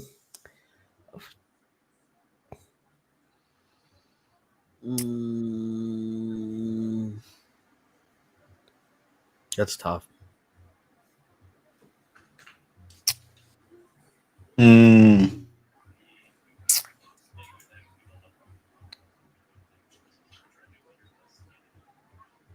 I hate that the show is as short as it is. It should last at least 2.5 minutes longer. I hate that the show didn't air with the Memorial Edition of the Tega Sword already available to purchase. I would wear it right now. I would wear it and just be like, yeah, I'd be wearing it as well. But I can't fit. Like, I already saw, like, because I had someone bought it and I was like, can you measure it so I know the dimensions? And I was like, yeah, that's like. So your issues is with the toys and not the shows. Got you. Yeah. No, the show. Your big hand. The Memorial Edition didn't come out at the same time the show started airing. It still counts as a show. Still counts as a show. No, not really. Not really. That's merch. That's merch. Yeah. I don't know. The rings aren't shiny enough. Well, that's the rings on the close-ups are actually pretty gross looking. Yeah. Oh, okay. They look better like from far away, but up close when they're doing like the title crawl in the beginning after the intro plays. Just like, yeah, those look gross. That's all I got. That's all I got. Thank you for the change form could be better. It looks weird having the vest on there. It looks a little bit awkward, especially seeing like later forms like orange or red. No, I mean I actually like their vest covering the. I did too. I couldn't find anything bad. So. And at least with their individual color, there it is just like. I don't hate it. I feel like it's weird to look at. All right, here's one. Their transformation sequence is too basic. When they actually do the transformation sequence and not the real time one, I feel like it's not bombastic enough for this show. Because the camera angle. What? No, I was gonna let you finish. No, because since it's just a direct shot of them, and then they swirl around in terms of like, just the video just does a quick rotation, but the camera is still focused on them, and then bam, suit, ring, that's it. I'm just like, there could be more there. They could at least do a backflip or something. It's very like Neo Sabana or Power Ranger-esque, where they spin around and they suddenly morph. And they should have thrown in at least a little bit more dynamic camera angles, but that's the only disappointing thing. Also, like for their transformation being them clapping the hands on there, they don't get into the vibe enough. Like they don't look like they're doing it like for the sake of the beat or enjoying it. They're just doing it for the sake of doing it. It's just like, and that's it. I'm just like, nah. I need to see some more. Ash, you should have waited on sending me that link. I got the song on loop right now. In the background. But yeah, that's the only probably real criticisms I have of the show this far. So export as MP3, putting that shit in my phone. All right. So, anything else to add on GoZyuger before we start talking some toys real quick, and then we'll touch on the Power Ranger news that Ash was alluding to earlier? For that, what's the toys news? Is it toys things? Yeah. The DX Robo universes? Hooray! Y'all ready? I gotta say, I like this box though. No, I'll say that box art's nice. I like the box art. I don't like what's in the box. The thing is, it's like the first time I saw it, I was just like, wait, is this a model kit? And then I looked down there and saw DX Robo Universe and instantly went flaccid. Are these those ones where like you can interchange all the parts with them? Because I haven't really followed much about that.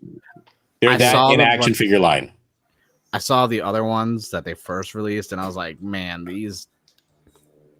Not gonna do it. The thing is, it's just like I was like, wait, they redesigned it somewhat because I'm just like, yeah, the chess piece looks a lot more trying to go hard. Like they're definitely changed the design to look a little bit more edgy. And they did make it so they're individualized. What the fuck? Yeah. I've not seen this. The thing that threw it, like, this reminds me of like this old line of toys. I forget what the line was. I don't remember if it was Legos or what, but they had like these little Mega blocks. I have some. I can go grab a box if you want to see what they look like. They were like blocks that you could stack on, and then afterwards, then you would put on some armors or some shit. Mm-hmm. Like, I remember having that toy. It's just the name just escaped me, but that's what this reminded me of, especially since this is like, hey, we're almost the actual like dinosaurs, but we ain't though. And everyone complains about Hasbro because their entire transformation sequence. I'd rather have nothing than this. That's actually, now I know what it was. It wasn't Mega Blocks. It was actually a Zoids line of toy that they had released, where essentially it was a lot of different cubes made up the inner frame, and then you put on the Zoids armors over it to make that Zoid. They have Mega Block versions of Power Rangers now that they were releasing a couple of years ago that you can find at Five Below, and they look like this. If you look up like the Power Rangers Mega Block stuff that came out in recent years, they look like that, except slightly, I don't want to say better. No, I'll say slightly better, but like by a small margin. That is just... I found it. I just searched Zoids blocky toys, and then apparently someone on Reddit was just like, found childhood online, purchased it, and built it like I did 20 years ago. Let me get this thing to load, because this is exactly. You mean the Cosmic Fury toys that they released on Amazon for that really bad Zord? That was atrocious, and they're trying to charge $79, $80 for that thing. Uh-huh. I didn't buy it because Cosmic Fury wasn't worth getting any money from me. I think they bought it for a review. So this is the toy line that I was initially thinking of. I remember those. And then they had like this these blocks that made up like essentially the entire thing, but then you put the armor on it. That's what the way that they're doing it now reminds me so much of this. It's the Gundam G frames that Bandai's been releasing for the last 5 or 6 years, where you build like the exoskeleton, then you piece the armors on, but you could sit there and swap them out with the Gundams. So you could take like a Zaku 2 arm and put it on just a regular, RX-78. Like, you just build the exoskeleton and add the pieces on. Man, I used to have so many of these. Exactly what it is. That's all this is now. That's just the Gundam G frames. They use it for EVA also. They do them for Neon Genesis. They did like 3 or 4 of them. That's just... Gal King's the other one. Yes, it's just like, this is a really good box art. And the thing is, these actually look like they have more articulations than the other ones, because the knees actually do bend on these, and they're not just like standing up straight the entire time. So I was like, okay, all right, cool. They're putting in some effort here. I might consider possibly buying one of these. Don't do it. Get the SMP. Spend the extra $20, $30. Just get the SMP kit. It looks... That's what I'm going to tell everyone. Just get the SMP kits. They're 10 times better. You'll enjoy it for the extra $20 if you just go on Buy. Look, I'm almost sold on this Gal King right now. Like, look, this looks pretty good. That looks better than the other one. Like, yeah, it looks better than the Jordan one. I'd get this one. Yeah. I might get the Power Ranger. I might get the Jordan Ranger one just because it looks cute. Okay. This is where it really made me think of those blocked Zoids. Is this part right here? I was just like, wow, this reminds me of a toy. I don't know who agree. I get what they're trying to accomplish. Everything has the same form factor, so you can swap out arms, legs, make your own little robo. More fun. Kids are gonna eat this shit up. Okay. Roroni, I used to have the Liger Zero that was also a motorized model kit, and then played with a friend, and then he shot a Beyblade at it and busted its face up into 1,000 pieces. What Beyblade? Just a Beyblade. This was like the original generation Beyblade. Oh, okay, when they weren't as like intricate as they are now. Yeah, and they were much larger than what they are now because now they're much smaller. Okay, I didn't know if it's because I'm an adult and like I'm not a kid anymore, but I was like, were they was this small? Like I thought they were like. Yeah, no, the original ones that came out back in the day were much larger. Then they shrunk them down after a bit because it's like I remember importing Beyblades back in the day because they weren't like that. They weren't available in the U.S. or at least several of them weren't. And I was obsessed with like Cyber Dragoon's design from Beyblade 2002, known as V-Force in the U.S. And I was like, let me import that. We had a bootleg shop in Connecticut that had like anime bootlegged with like fan subs on VHS and DVD, and they'd had all like the toys like ported in from Japan, and they were just like, "Oh, you want these Beyblades?" And they were like $30 just for one, and it would be like the Beyblade by itself. You'd have to get like the little ripcord like separately. No, I remember in Australia. No, oh, sorry, okay. I was going to say, I remember like in Australia, it was like the real Beyblades you can get for $20, and then there was like the $5 red dot where it was like I guess it was import from somewhere, but it was like different packaging. I remember that. But yeah, Gal King looks all right. Yeah, that looks a lot. That figure looks a lot better quality. Just I forgot the price point on these. I know in Japan, like if you get them in Japan, it's like $12 to $15, but I've seen I don't know. Oh, that's not bad. The U.S. market is for like different retailers out here, what they're selling them for. Let me check and see if it's listed up using the regular collectibles. Nope, not that one. But yeah, well, as I was looking at, guys, go buy the SMPs because the SMP line for these robots are so good. I want to get an SMP. I've got a few. I've got the Live Man one, and then the Bison Liner set that came out, and then I have the Mighty Morphin Power Ranger version of their Mecha because I can't enunciate it. But I have the clear color one, and then I just pre-ordered the clear color Dragon Caesar. $65. What? Ouch. Is that on Toku Collectibles? I ain't gonna say nothing because I don't want to mess with your bag. But those are like. Yeah, but how bad is it going to be once some tariffs hit? Out of Japan, not much. That's why you got to go. Well, you know, most of these toys are made in China, right? I know, but it's still not really because you're buying. So my guy still charges me retail. And then I get the $8 FedEx, which gets it here in like 3 days because I'm on the West Coast.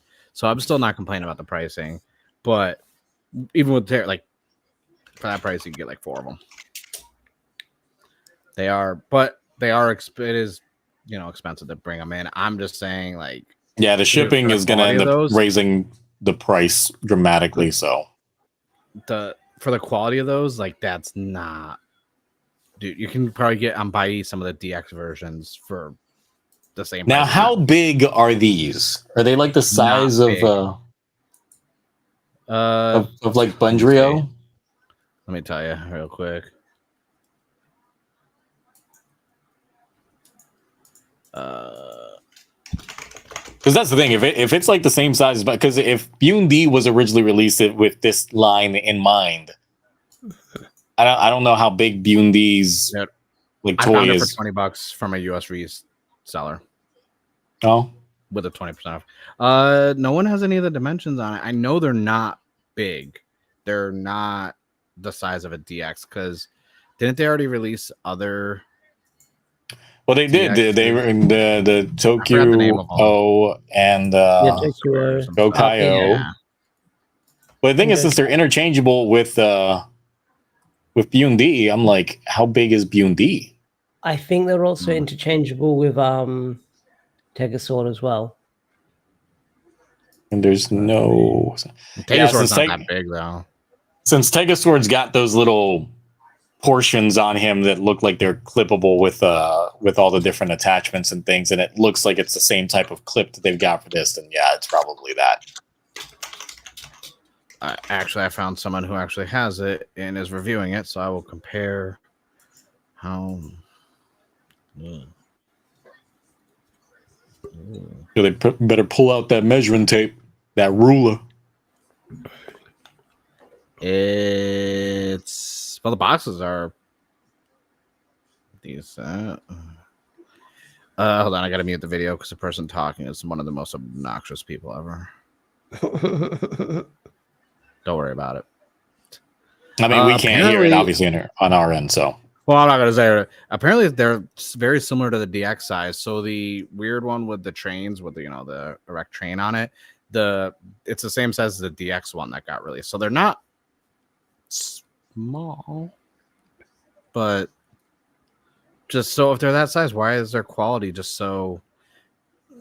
Well, the thing is, it's just like I feel like for these initial releases, they had like zero articulation, but with Daijujin and Gao King, it looks like they have some articulation, like they actually can bend their joints. Yeah, they're actually posable. Because if they are suddenly posable, then yeah, that would make it kind of sort of worth it. They're about the.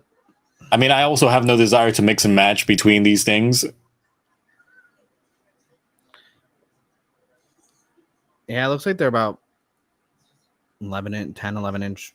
The same as, so if you have the Boon, the Boon Violet Mock Robo. Oh, yeah. The Mock Robo is same size as that one. So.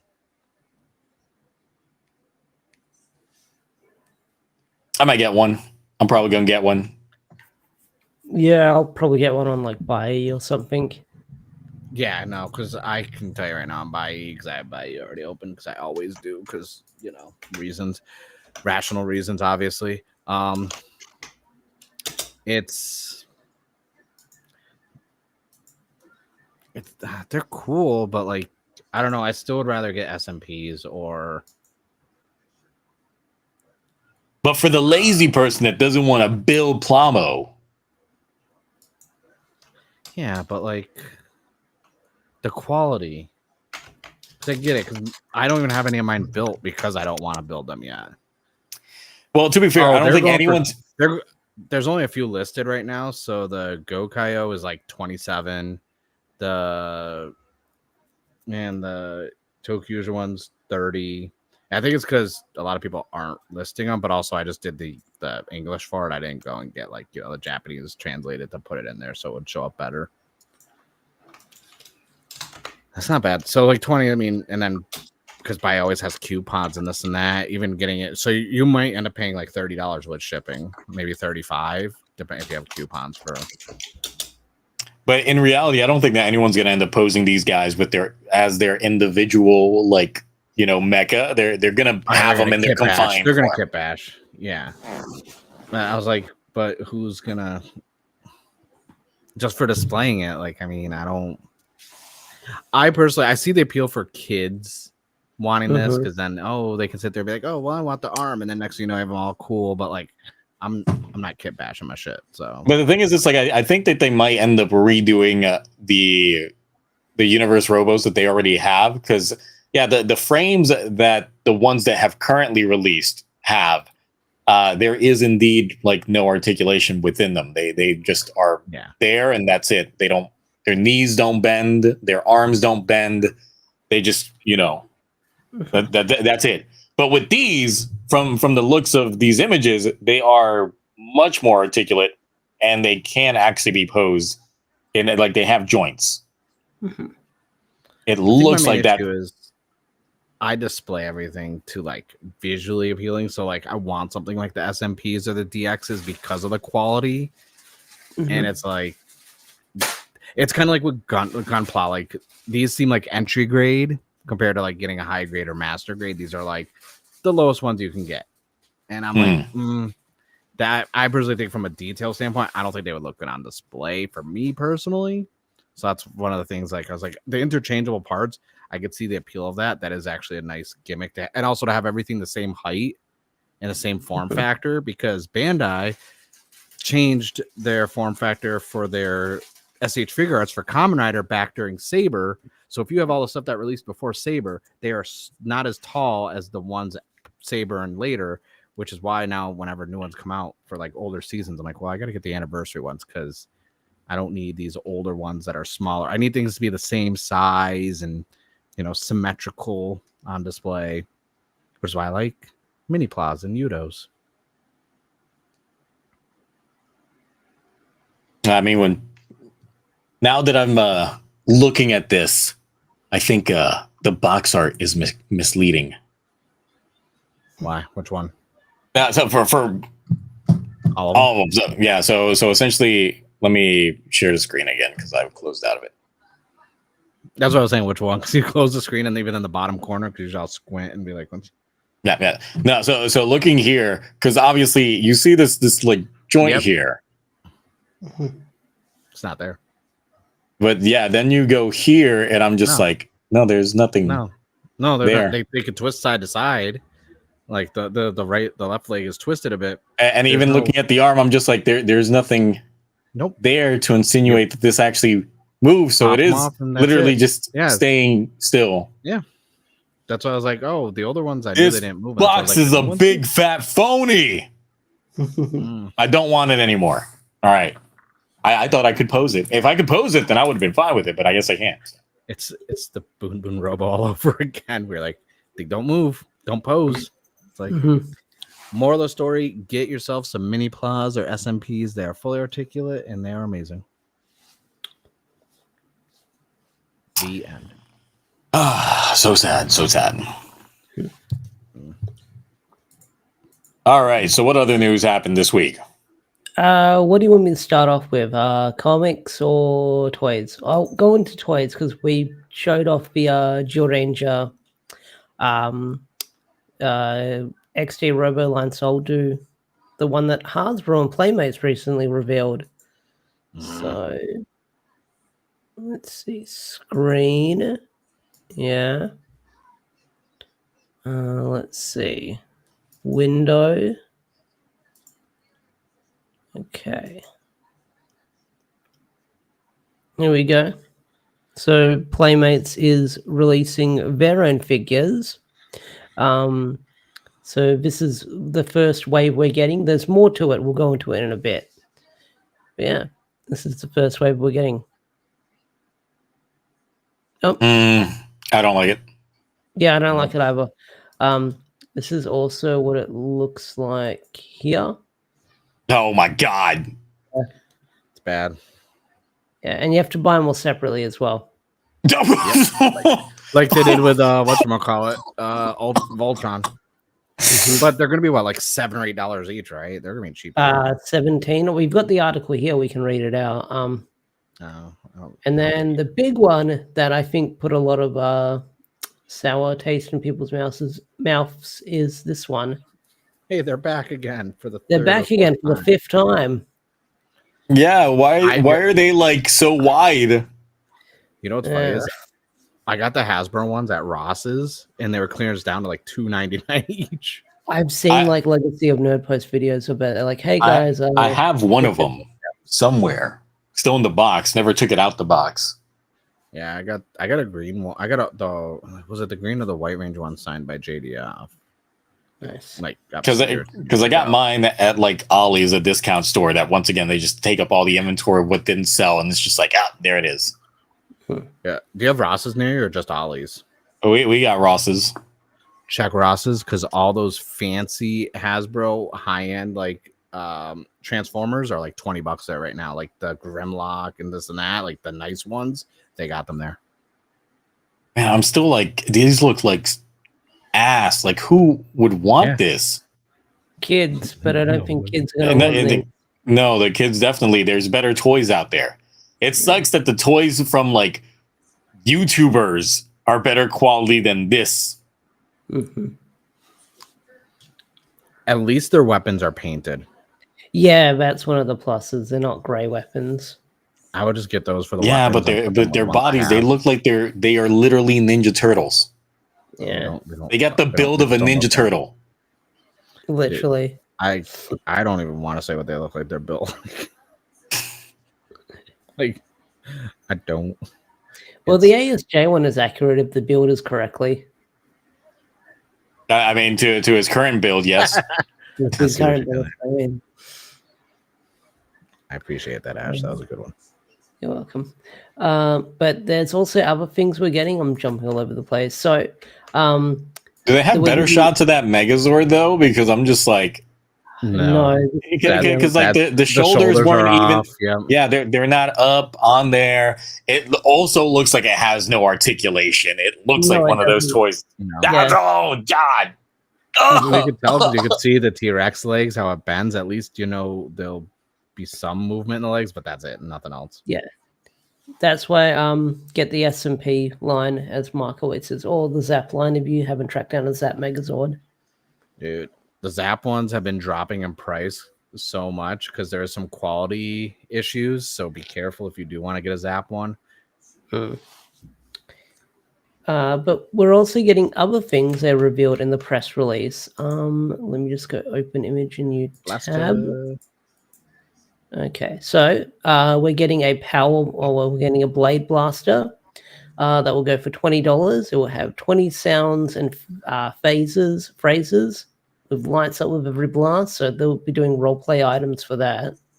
But also a power morpher as well that's going to have 40 sounds and phrases, which is more than the Hasbro one. I think that didn't have a lot of sounds in it. Same with the Master Morpher. God, that Master Morpher. Bless JDF, but it's like that one scene from The Simpsons where Krusty is in the recording booth, like, and he leaves within 5 seconds. That's what it sounded like when I listened to like that Power Morpher sounds. Especially the. I never opened mine. No, I never opened mine as well. Because I know they're quality control on the coins. Some people had 2, Zio coins in there, and that's not so like it's some chip paintings, paint chipped on them. So I'm like, I'm not gonna open mine. I'm gonna leave it factory sealed. Yeah, I'm gonna leave mine sealed as well. I mean, the Morpher being that cheap, I don't expect this one to be of quality, at least not compared to the one that we got like a few years back. So the one that I got, the Blade Blaster being 20 is the one I'm worried about because I'm like, there's no way that being 20 that's gonna be good. Nah, it's probably not gonna be made for adult hands anyway. So I'm glad I still have like all my legacy stuff from when Toys R Us was like closing and they clearing so much stuff because I'm like, dude, I'm never gonna have to buy any of this stuff. Yeah. I still have my original Blade Blaster in the shed. It's probably rotting, or something like that. I remember like the teeth part of it, like they were starting to rust. So who knows what that's doing in the shed. Restore those. Yeah. I'm thinking about like restoring my original Tiger Sword and stuff like that because the stickers are faded, and I've been thinking about it. Be a good video to make. No, absolutely. But also, what else we got? I was going to say, do you have anything else to say? I am disappointed. No, most of us are. I'm not. I had no expectations. I didn't have low expectations. I had none because I was like, you know what? I said it with the comic books. I said it with Hasbro. Like after Cosmic Fear and everything came out, I was like, I'm okay if I never get anything new Power Rangers related again. I'm content. I was there 30 years ago when the show premiered.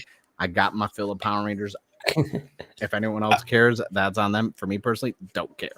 I really think this toy line's dead in the water because it's not like when they were doing and I think they're still doing it, like the He-Man Masters of the Universe line that they currently got going on, which is essentially like better versions of the toys from the 80s. While this is just like, this is worse than the toys you bought in the 90s. Well, apparently, there's meant to be like the kids line, and then there's the collectors line. So, and you should have shown us the collectors line. Yeah, Toy Fair is this week or next week. So this week, I think it's this week coming up. This week, okay, yeah, we might see something. Who knows? Well, I don't expect the kids line to do big numbers, especially if they're not going to have a show to advertise it. Yeah, no, absolutely. Should we do comic news? Sure. I have no stake in that horse. I'm excited because we're getting another Power Rangers and TMNT crossover, the third one, and a monthly VR Troopers comic book from Boom Studios as well. VR Troopers getting that relevancy. Yeah. Well, that's getting a free. Yeah. I don't think there's demand for VR Troopers.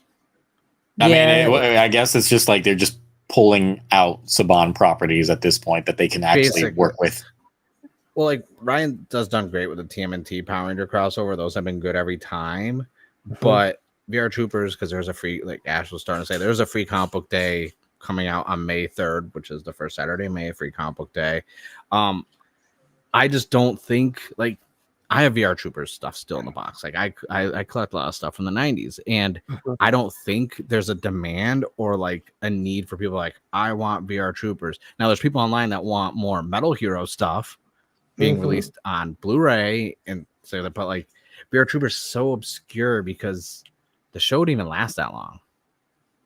Yeah. I don't remember being around that long as a kid, and that's like them being like, okay, you're gonna get Superhuman Samurai Cyber Squad comic book. It's like, well, we got Gridman already.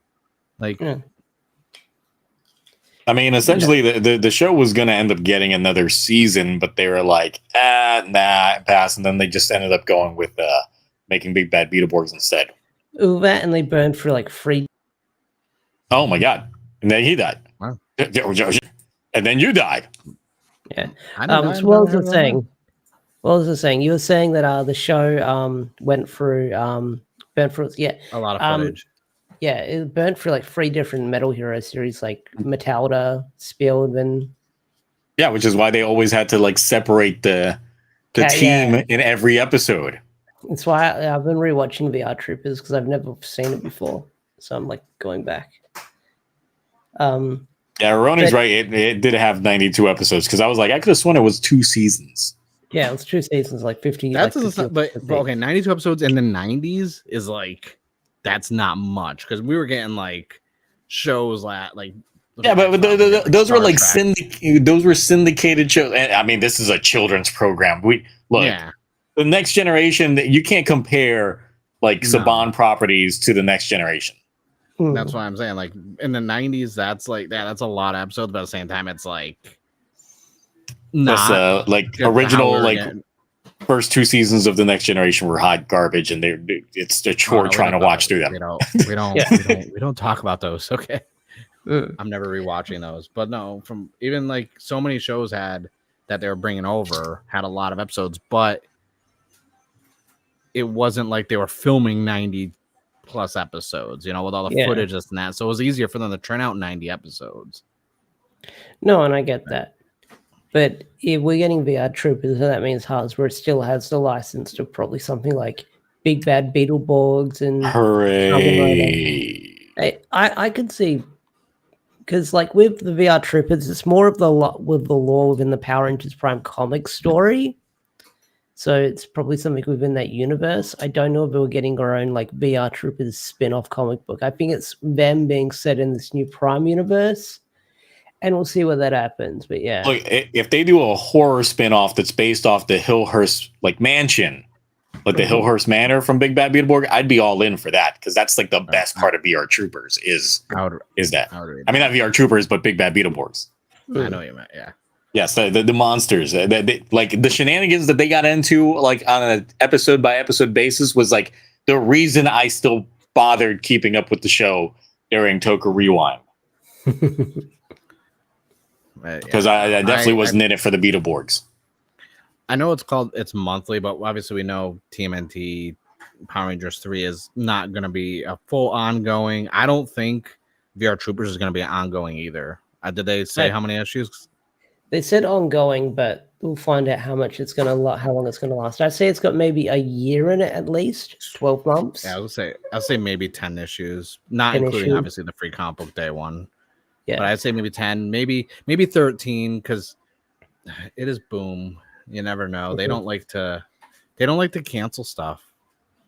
No, they plan things out. Like Ranger Academy was planned with 12 issues.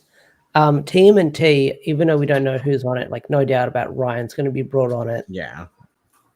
No, that'd be 100% Ryan will be on it. Yeah. Who he brings on as an artist, I have no idea. He had Dan Mora for the last one, so Dan Mora is It has to be Mora. I need some of those Mora. I wonder if you're going to get an Eastman cover. If we get an Eastman cover, I'll get an Eastman cover at least. Like, Are they going to throw some Mystic Knights in there? Bro, if we get Mystic Knights, it's over. I'll buy them. Give me Mystic Knights. I love Mystic Knights.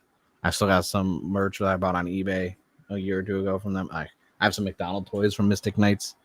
Nice. In the little baggie still.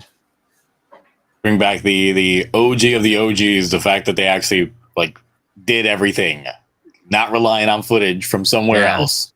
Yeah. Mm-hmm. The worst green screen and some CG. Dude, I'm so mad we had the season 2 toys that got released, and then like none of the show just ended. But like some of the stuff, those toys look so cool. I was like, bro, like I've never seen Knights of Tyrannog. I think it's in I think I have it in Google Drive. Did I invite you to the Google Drive? I think the episodes are just on YouTube. Yeah, that's I've been watching VR Troopers in like 280p. But it's easier when you got a Google Drive.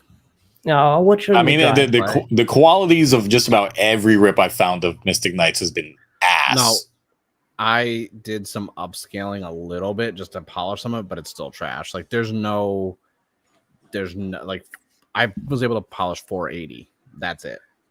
Yeah, because that's the thing. It's like for Toku Rewind, I think I played like episode 1 just so we could like look at, and I was like, oh my god, this is unwatchable. This looks like shit. So, but I just remember loving it when I was a kid, though. No, I saw one episode as a kid, and I only saw one episode at all, and I enjoyed it. But I just remember also still making fun of like the very shitty green screen, because there was a portion in there in which they got like their vehicles, and they were like reusing the vehicles that they had in Power Rangers in Space.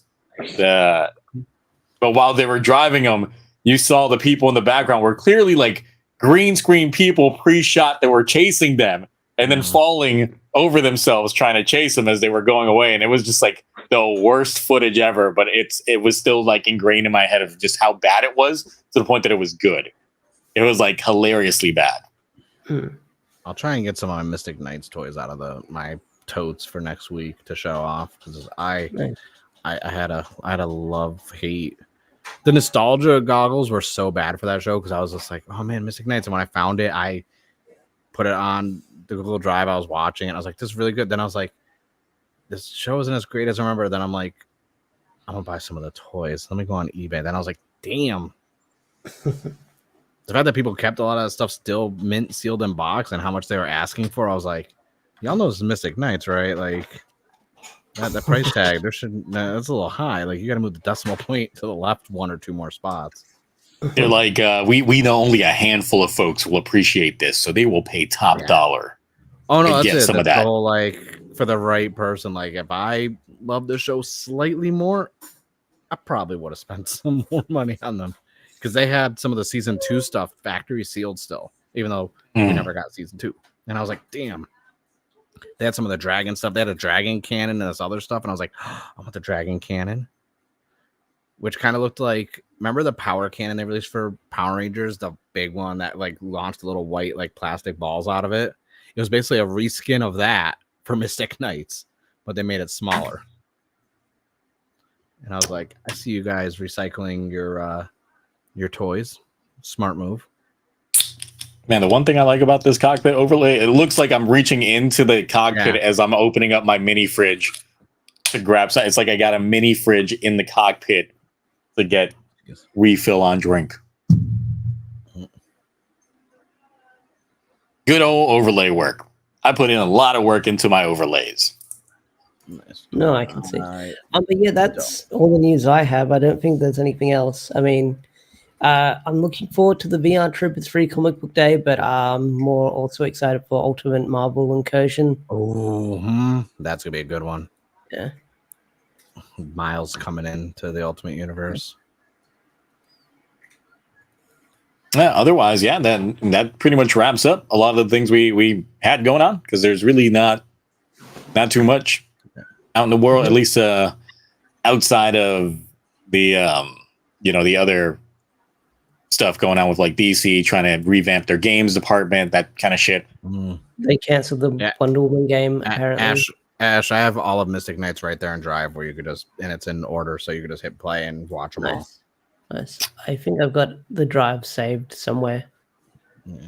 Then there's also being disappointed by Pokemon ZA's visuals. I called. See, we were talking about. I told you it was gonna be ringing because you're like, no, it's gonna be like. I'm like, it's not. Like, yeah, I was so disappointed. Yeah. And they took the battle system from Digimon World Next Order. I actually don't mind the battle system. I'm fine good. with the battle. I like that battle system, and I hate that Pokemon Champions is not a free game. Wait, Pokemon Champions isn't... They haven't announced if Pokemon Champions is free or not. It's in the... If you look at the press release of it, it's not going to be free, it said. They didn't say a price point, though. That's lame, considering that it requires Pokemon Home for you to access it, and Pokemon Home's already a yearly subscription. Yeah. Someone said it was... Because someone broke down, like, the press release of it that got sent out after, and they said, yeah, so... I guess Pokemon Champions isn't going to be free. That could change, but it looks like you have to pay for it. And I was like, damn. But yeah, it was a letdown. I was hoping we were going to get some classics. Like, I was hoping we were going to get Conquest, but I'll always be hopeful for Conquest. This was like the most disappointed Pokemon present. And I guess I was like, oh, well, man. Yeah. I mean, it was early for you, definitely, because it was just 9 a.m. for me. So I just turned on the TV in bed, and I was just like, all right, let's go. 90 minutes. I was like, the second the visuals hit, I was just like, oh, this looks bad. Like I could just see the pixelation. Oh, of course I'm gonna buy it. Just because I can't have any gaps in my Pokemon game collection. But I'm like, I need this to have a Switch 2 release and not just like, we don't need to make a Switch 2 release. You just do backwards compatibility. It's like, no, I've seen how this game looks like. Yeah. Get me something that's at least higher resolution. So it doesn't look like ass on my... You act like I bro, look what I'm playing right now on my Switch, which is why I keep looking down. I'm playing Cyber Sleuth again. Like I'm playing like nice. Well, the thing is that Digimon does not get enough games to come out.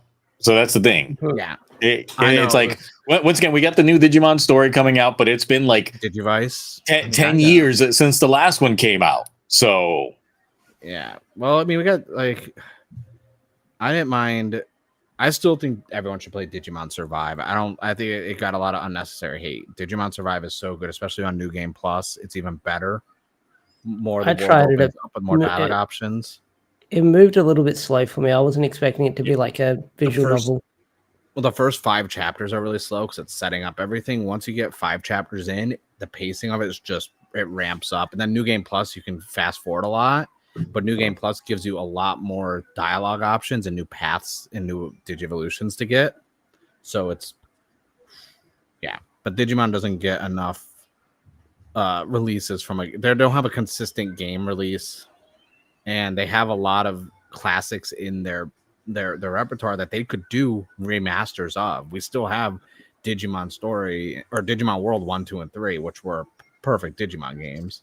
Oh yeah, they had the failed MMO that was so expensive and microtransaction to hell because I was buying eggs to get Mega Evolutions because I like Beelzemon and Blast Mode and I was dropping money just to get that Digimon. Never happened.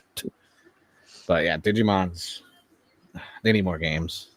But we're getting a new one this year, and I guarantee you that one is good. And it doesn't make sense because all the Digimon story games right now use the same engine, so it doesn't make sense it takes so long in between them coming out. I guess writing a story because it's so like it's all the same. It's all the same Digimon. Yeah, it's all the same Digimon. It's like, bro, just write it fast. And of course, they got to throw in obligatory Agumon in there and all its evolutions just to show you. If you forgot what Digimon was, let me show you the one everyone knows. Yeah.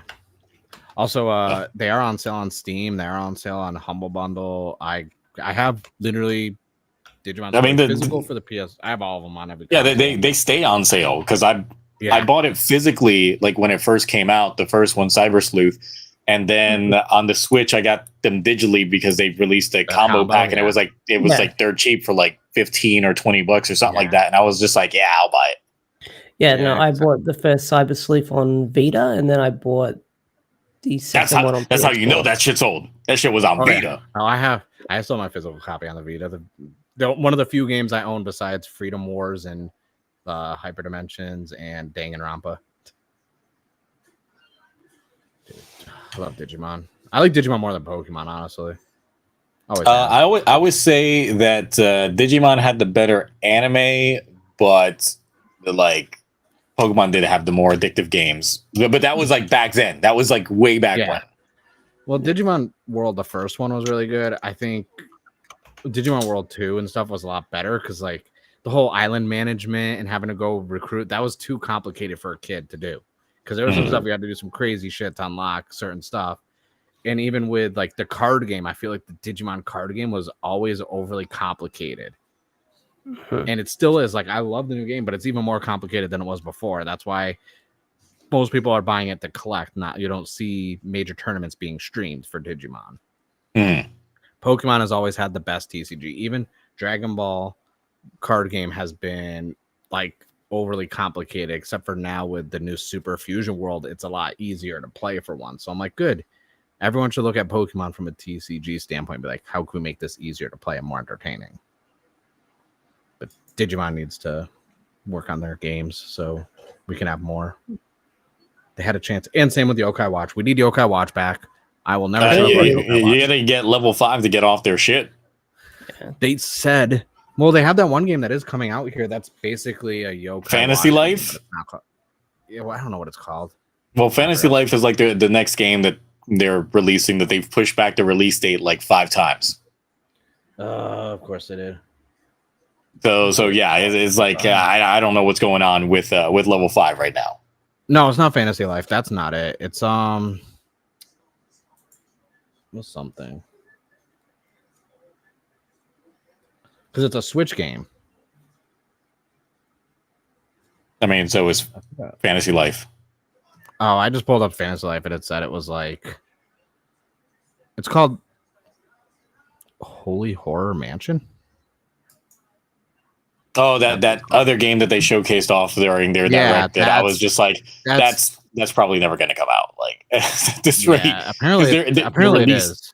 Their release schedule is shit because Inazuma 11, like that they released a beta test demo for the online last year. And then it still doesn't have a release date. Apparently, I've been waiting for that game for 10 years. They're saying October for Holy Horror Mansion, but it's not confirmed. Yeah, I'll see it. I need 2027.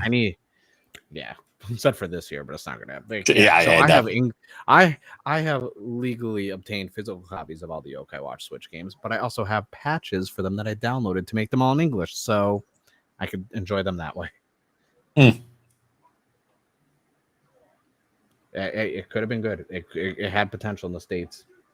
It was. I mean, the anime was fun because it's like I remember those jokes were.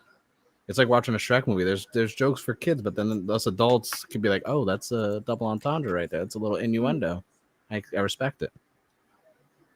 Yeah, because when my son was a baby, like we would just put that on for him on because I think Netflix had like all the episodes and we were just playing them on there.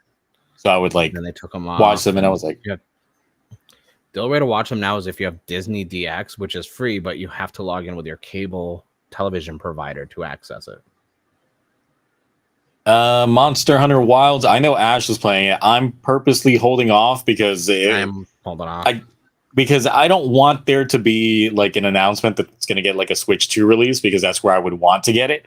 Because I don't want to sink so many hours into like the PS5 version, find out that there's a Switch 2 version, and then there's no cross save, so I got to start all the way over. I don't like doing that. I don't like starting back on a Monster Hunter. I only start back on a Monster Hunter when it's brand new Monster Hunter. And this one doesn't many games coming out because we got Suikoden 1 and 2 HD coming out this Friday as well as the early access to W2K25. And then also there's like 2 other games coming out. I'm like, there's too many games coming out in the first week of March and throughout March. One of them is not Assassin's Creed for me. I'm not getting that. But I was like, man, there's too many games, and like I can't dedicate because I know if I get a Monster Hunter game, it's over. And we got Xenoblade Chronicles X coming out too in March. And the Bleach. I will be locked away in my living room. I know. Yeah. Playing that. You're gonna come back to stream and you're gonna have facial hair like me, and you're gonna be like, listen, I finished it. I'm done. Hopefully it won't take like a year for me to beat like Xenoblade X Chronicles like I did for free. No, this one's got a lot. It's essentially like almost an MMO. Like even the story mission structures are like MMOs. Okay. Yeah. You can have multiple things going on at the same time as well. Are they adding anything to it? Is there anything added to it? Or is it just like apparently they did add a lot more in terms of story. They streamlined a few things as well. So essentially all the additional party members that you get in the game, previously I remember you had to find them every time you wanted to add them back to your team and do a rotation. You literally had to find them and look at their schedule, because the thing is that the game has a real-time clock, so different characters are in different locations at different time periods or not appearing at all. So you have to go find them, talk to them, and then add them back onto your team, reassign skills and all that stuff if you were doing all that stuff. And yeah, it was a little bit of a hassle. Now it's just a menu swap. It's just like, okay, what do you want? Okay, put them in there. Great. You actually can get hit by vehicles this time, so you don't go through them like you did on the original one. Oh, okay. Yeah, and they made them solid this time, so that's a good thing. Yeah, but there's a lot coming out next month, because like I feel like by time I was thinking about it, I was like, I have 2 weeks to clear both Suikoden games before Xenoblade Chronicles X comes out, and I'm like, that's 2 games recruiting all 108 characters. Is that? I'm like, bro, I'm not doing anything. I'm just gonna, and I gotta figure out which platform I want to get Suikoden 1 and 2 HD. I'll probably get a physical for PS5, digital for the Switch, so I can play on the go. It's too much stuff. What's this about Shrek 5? Let me see. Oh, because I brought up Shrek with the jokes and stuff, and then they're talking about Shrek. I don't know. I haven't seen anything past the first one, so I can't. And then there's a team. No. Like 1 day ago. Let me see what this is.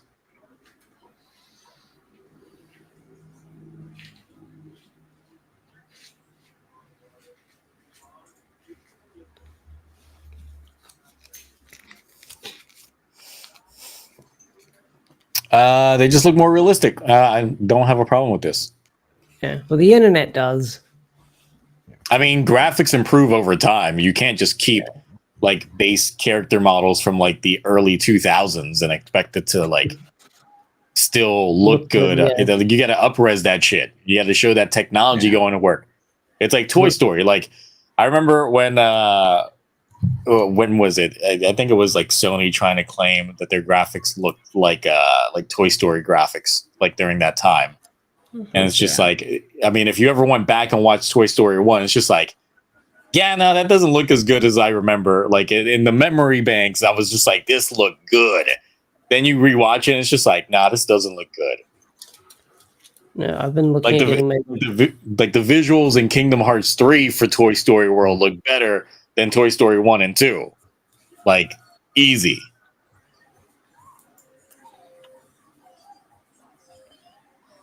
No, the voice actors coming back. I mean, they got to. I mean, it's not going to blow me away as much as like the Samurai Pizza Cats reveal that we had last week. So, because that was the one that, like, the second I heard the voices, I was like, y'all still on point after 30 years. Damn. So, another game I got excited for. Got to get that Samurai Pizza Cats.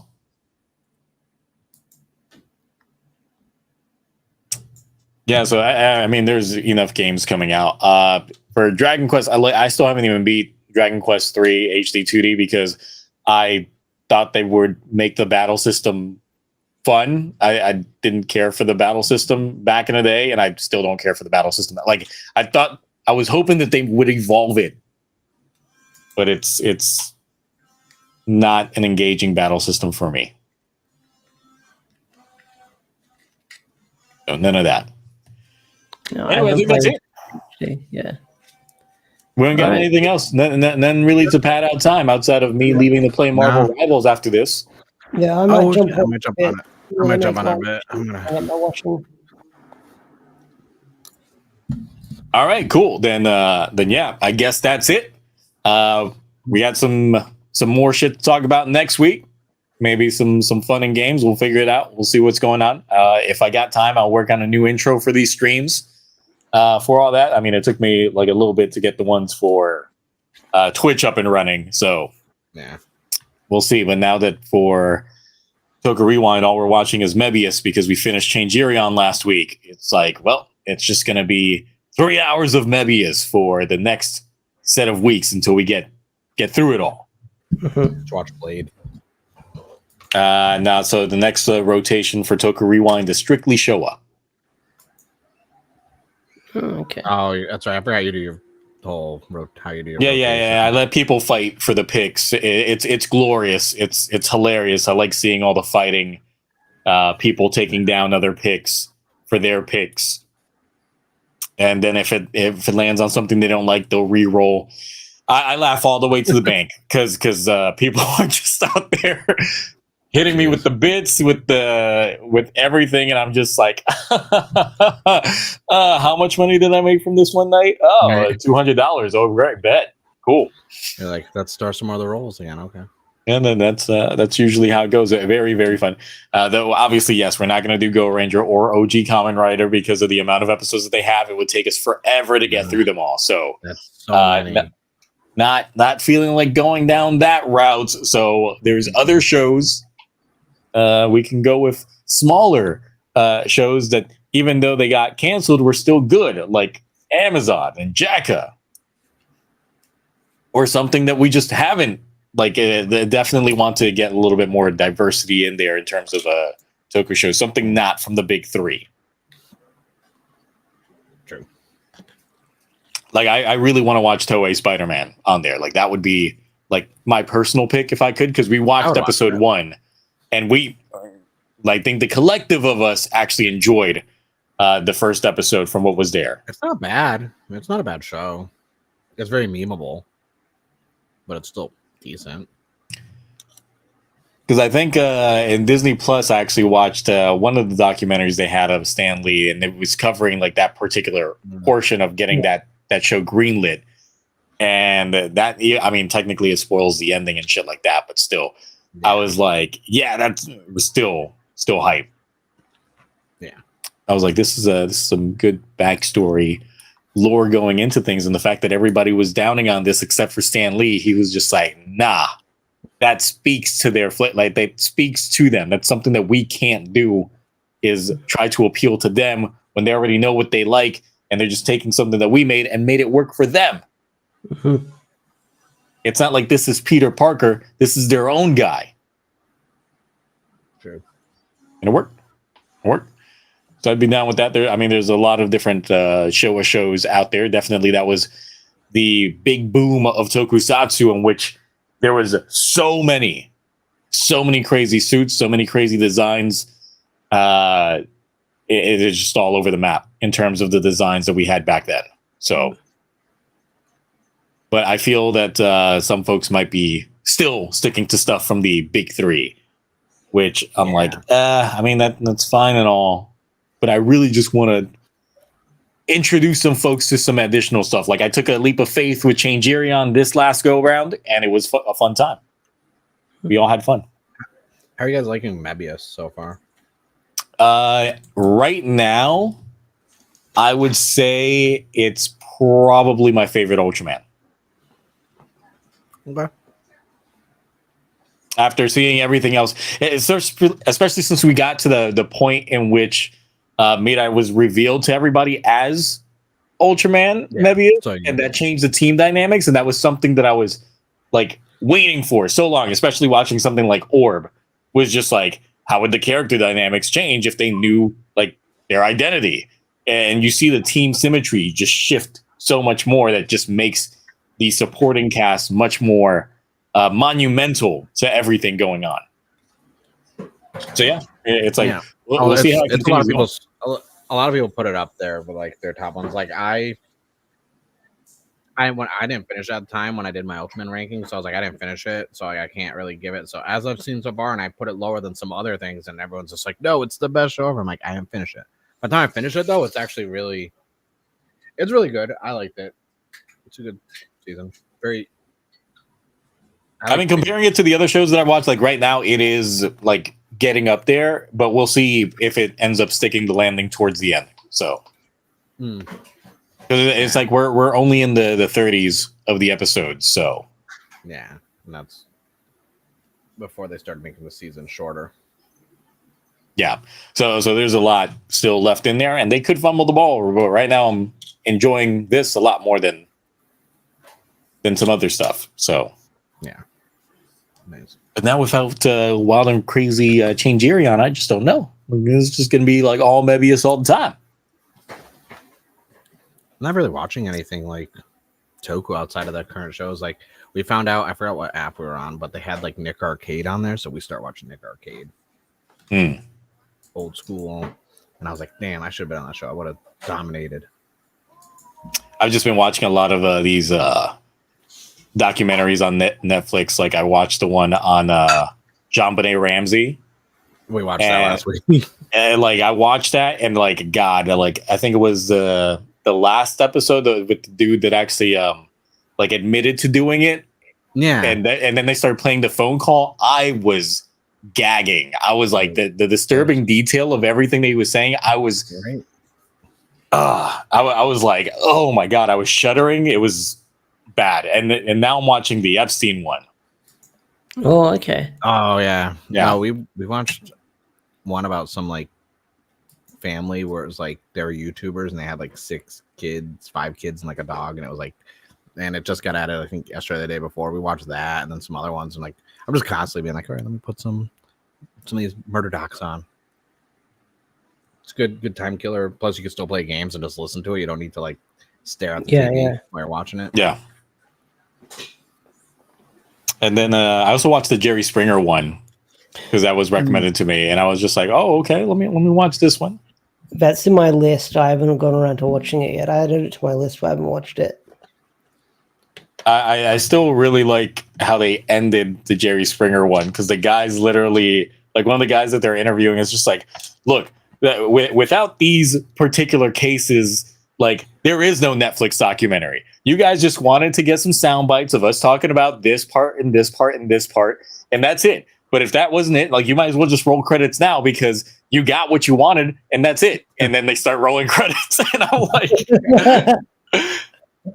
It's like, wow, I mean, dude was right.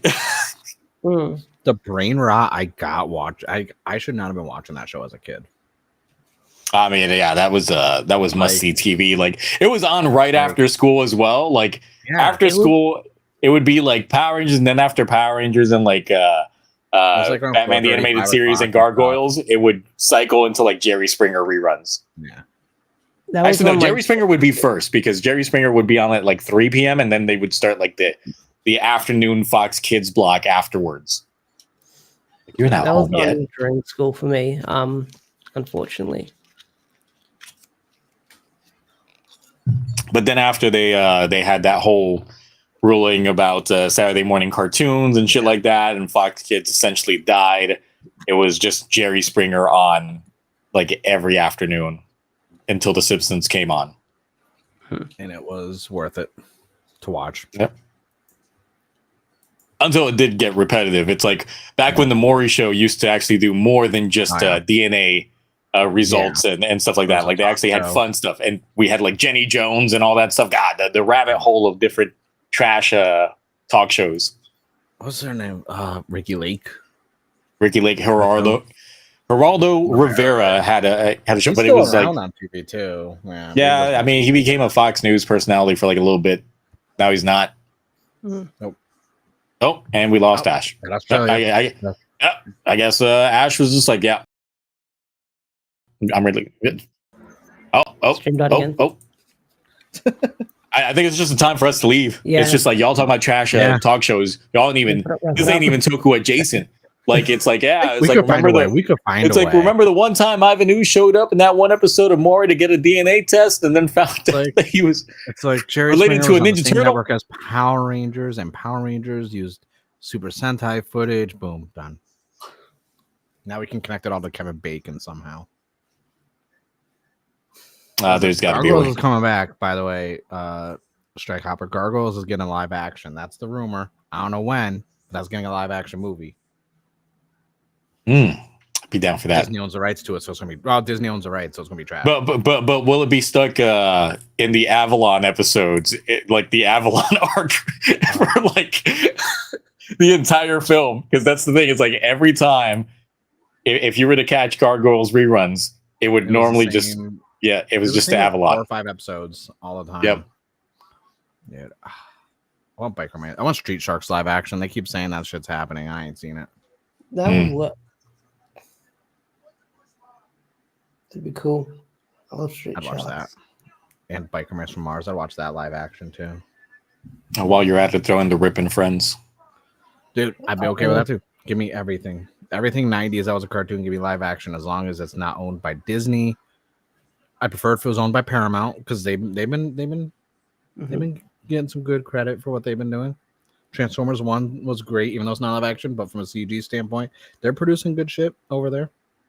Yeah, but apparently this movie just didn't do so hot to the point that they canceled the sequels. Yep. Well, it's because it got popular through word of mouth, but it didn't and everyone's like, oh, there was no marketing. It's like, I don't know how. I was seeing ads constantly. No, there was definitely marketing for it. It's just that the marketing didn't sell me. Yeah. Like I was not convinced that it was going to be a good film. Yeah. And then I saw it and when I saw it, I was like, I saw a bootleg and I was like, man, I wish I saw this in theaters because this is actually freaking good. I wish it would market it better that it's not a kid's movie, like fully like, hey, bring a toddler or a 5 or 6 year old. It's like, no, adults can enjoy this. Transformers. All right. But yeah, it's about to be 12 o'clock over here on the East Coast. We're going to dip out, probably play some games and stuff. So Ash, what you got to promote? What have I got to promote? Okay, so I've got Radiant Black issue 31 review out now. I've got Rogue Sun in under 5 minutes. That explained. I've got that going on because Power Ranger comic news is going to be a little bit slow, so I'm going to have some buffer stuff in between, so definitely stay tuned for that. I might pump out a filler video giving my thoughts on some stuff here and there. I'm not entirely sure. But yeah, check out my Massive Verse stuff. Show some love to it. Like I said, it's not performing the best, but like the Massive Verse, even though it's popular, it's a niche for some people. Oh, it's super niche. That's the thing. Yeah. All right. And Mark, what you got? I have Massive stuff coming out next week, so I didn't feel like recording it this week because I recorded other stuff instead. I put out a GoZyuger episode 2 review, did some shorts, and I have my doing shorts. Got some new shorts like on YouTube Shorts. Yeah, that's what I'm saying. It's like, oh, you're doing shorts. I've always do shorts. Oh. Not always, but like they never get recommended to me. That's the thing. I know. No, yours don't either. Well, I have to go to your channel and I see the numbers you have on yours, and I'm like, but it never shows up on my shorts feed. Even if I hit shorts and swipe through, yours never pop up, which is weird. Yeah. Look, I still get recommended my own video that I did on the King Odra theme song to it just always pops up on my feed. It's like, stop recommending me my own video. The thing is that my channel, like a nerd named Mark, I'm on this one. I'm only subbed to like 12 channels. So I was like, how does it not even show up in my own algorithm? Like even when I clear the history and everything, like I was like, nothing ever shows up. I have to like click on subscriptions, your guys' names to see shit. But yeah, I put shorts. Like I do like I try and do 1 or 2 a week because I know if you do too many, it messes with the algorithm. But the ones I put up, I link to my actual videos, so that doesn't hurt the algorithm for your channel. As long as you link them to pre-existing full length videos, it won't mess up the algorithm for your discoverability. No, I do that as well. Yeah, so I just do that, and then that's really it. Like it's been a busy month. That's why I haven't been here. Valentine's Day, then 7 days later on the 21st was my wife's birthday. Today is my birthday, so it's just been like the whole month of February. Every week it's something. So I was like, all right. Well, yeah, that does remind me. It's like you missed out on Boom Boom Juice finale. Yeah, we're here for GoZyuger start. Just real quick, what would you rank a Boom Boomger as a whole? Did you even finish watching it, or did you just say? Nah? I did. No, I finished. No, I binged it. I finished it. I'm gonna say about like a C+, maybe a B-, because there's like a lot of stuff in the beginning I liked, and it's cars, so I'm easily amused. So I'd say like walking the line like 1 or 2 points between, given what time of the day you ask me, it could be a C+ or a B-. And it wasn't bad. I'm pretty much in lockstep when it comes to that. Yeah, it's But I still not a top 5 or top 10 for me though. I'd say it's a modern forgettable show still. Like I don't see people revisiting it out of like the sake of like, man, that was peak show. I gotta go rewatch that like stat. Like nah, it'll probably be one of those of like I watched it once. That was enough. Casual enough where if you don't pick it apart, you can introduce someone to Super Sentai with this show if they don't have access to any other shows to introduce them with. Yeah, this is not in my top 10. I would recommend you watch this. No, I think it's just easy to get. Like, I mean, I bought all the toys. Like, I got a whole shelf full of all this stuff. So I'm not getting the memorial though. Like, I don't. But yeah, it wasn't bad. Like, I didn't hate it. I do. Once I binged it, I could see how going week to week watching it when it was in the lull points, like, dragged it out.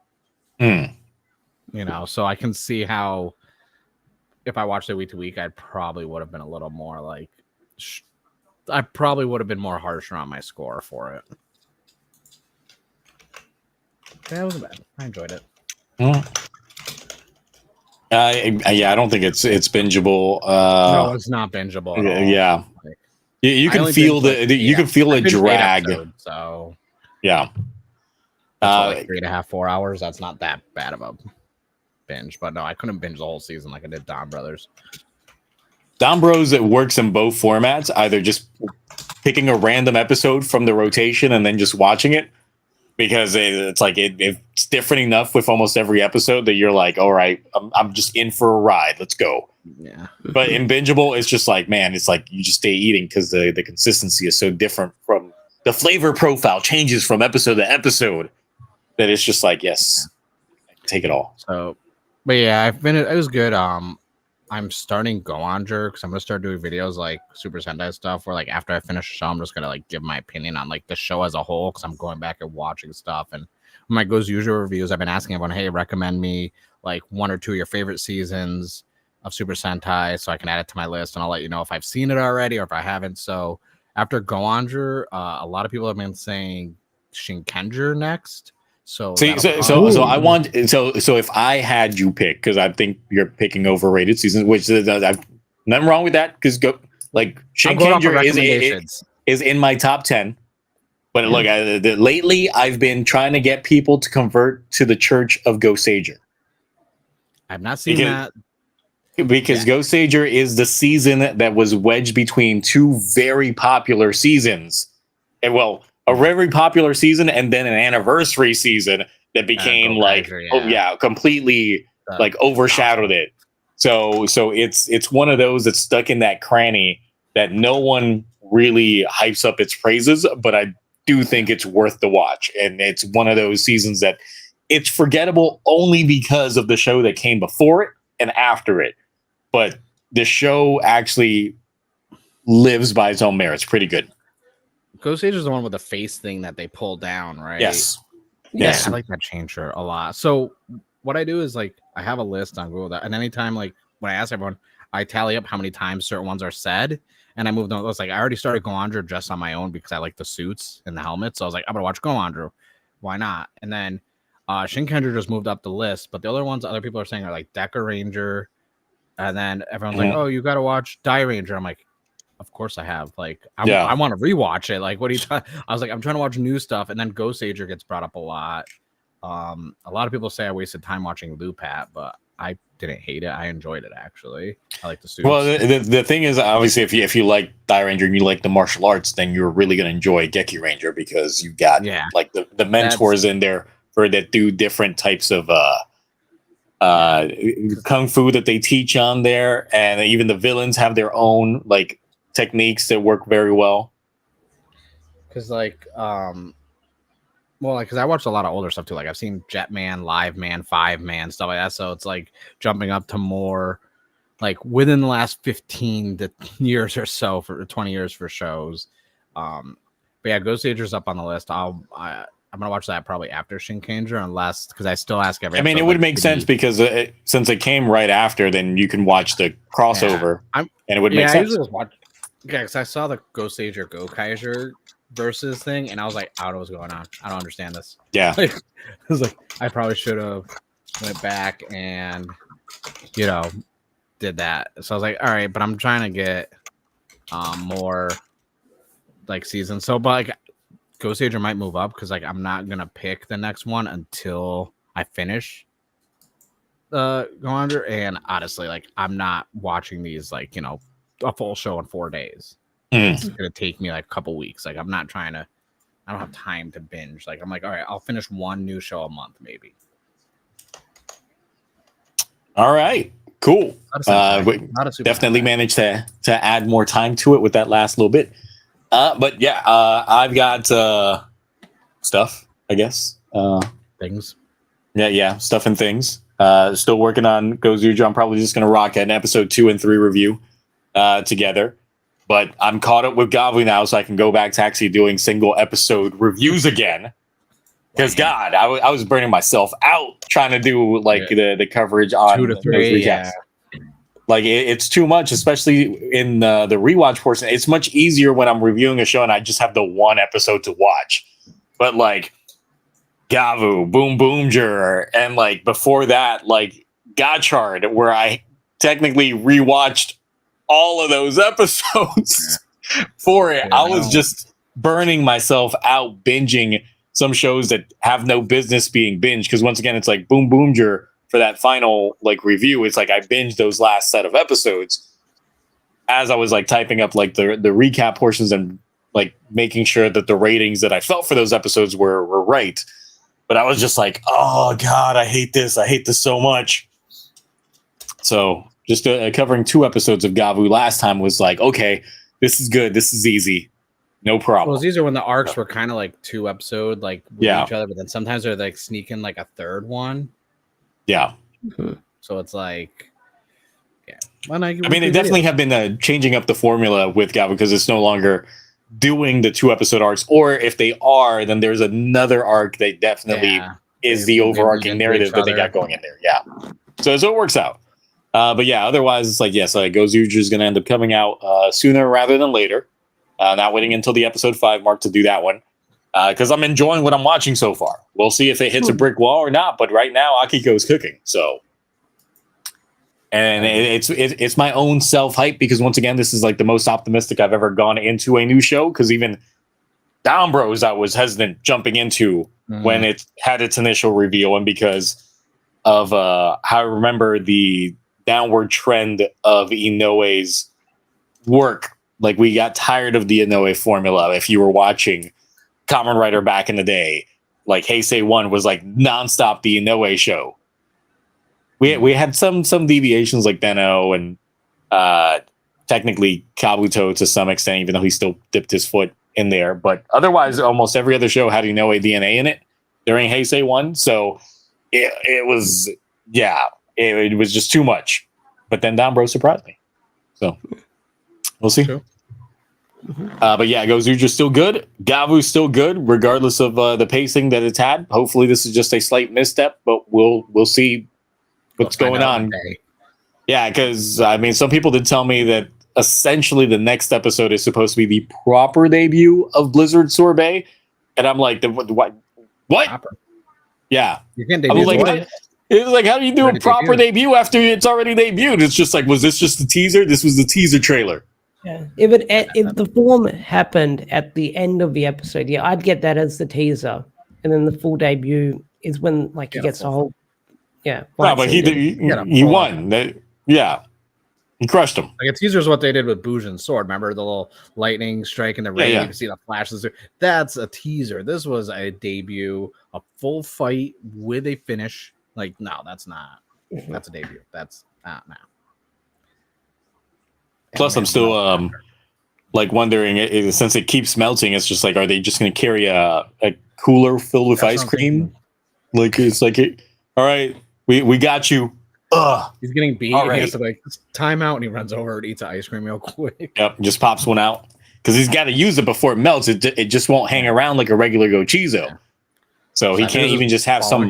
Sachika follows him with the ice cream cone the whole time. That's going to be her role now. She's going to be his scooper. Just keeps on. Like, I got it. I'm ready for you. That's how it's going to work now. That's what they're going to do. My Switch almost died. She's got the cream ready and the scoops. and she's gonna stuff that cone. All right, but yeah, that's it. We'll catch you all next time. Yeah. Until then, bye. Bye.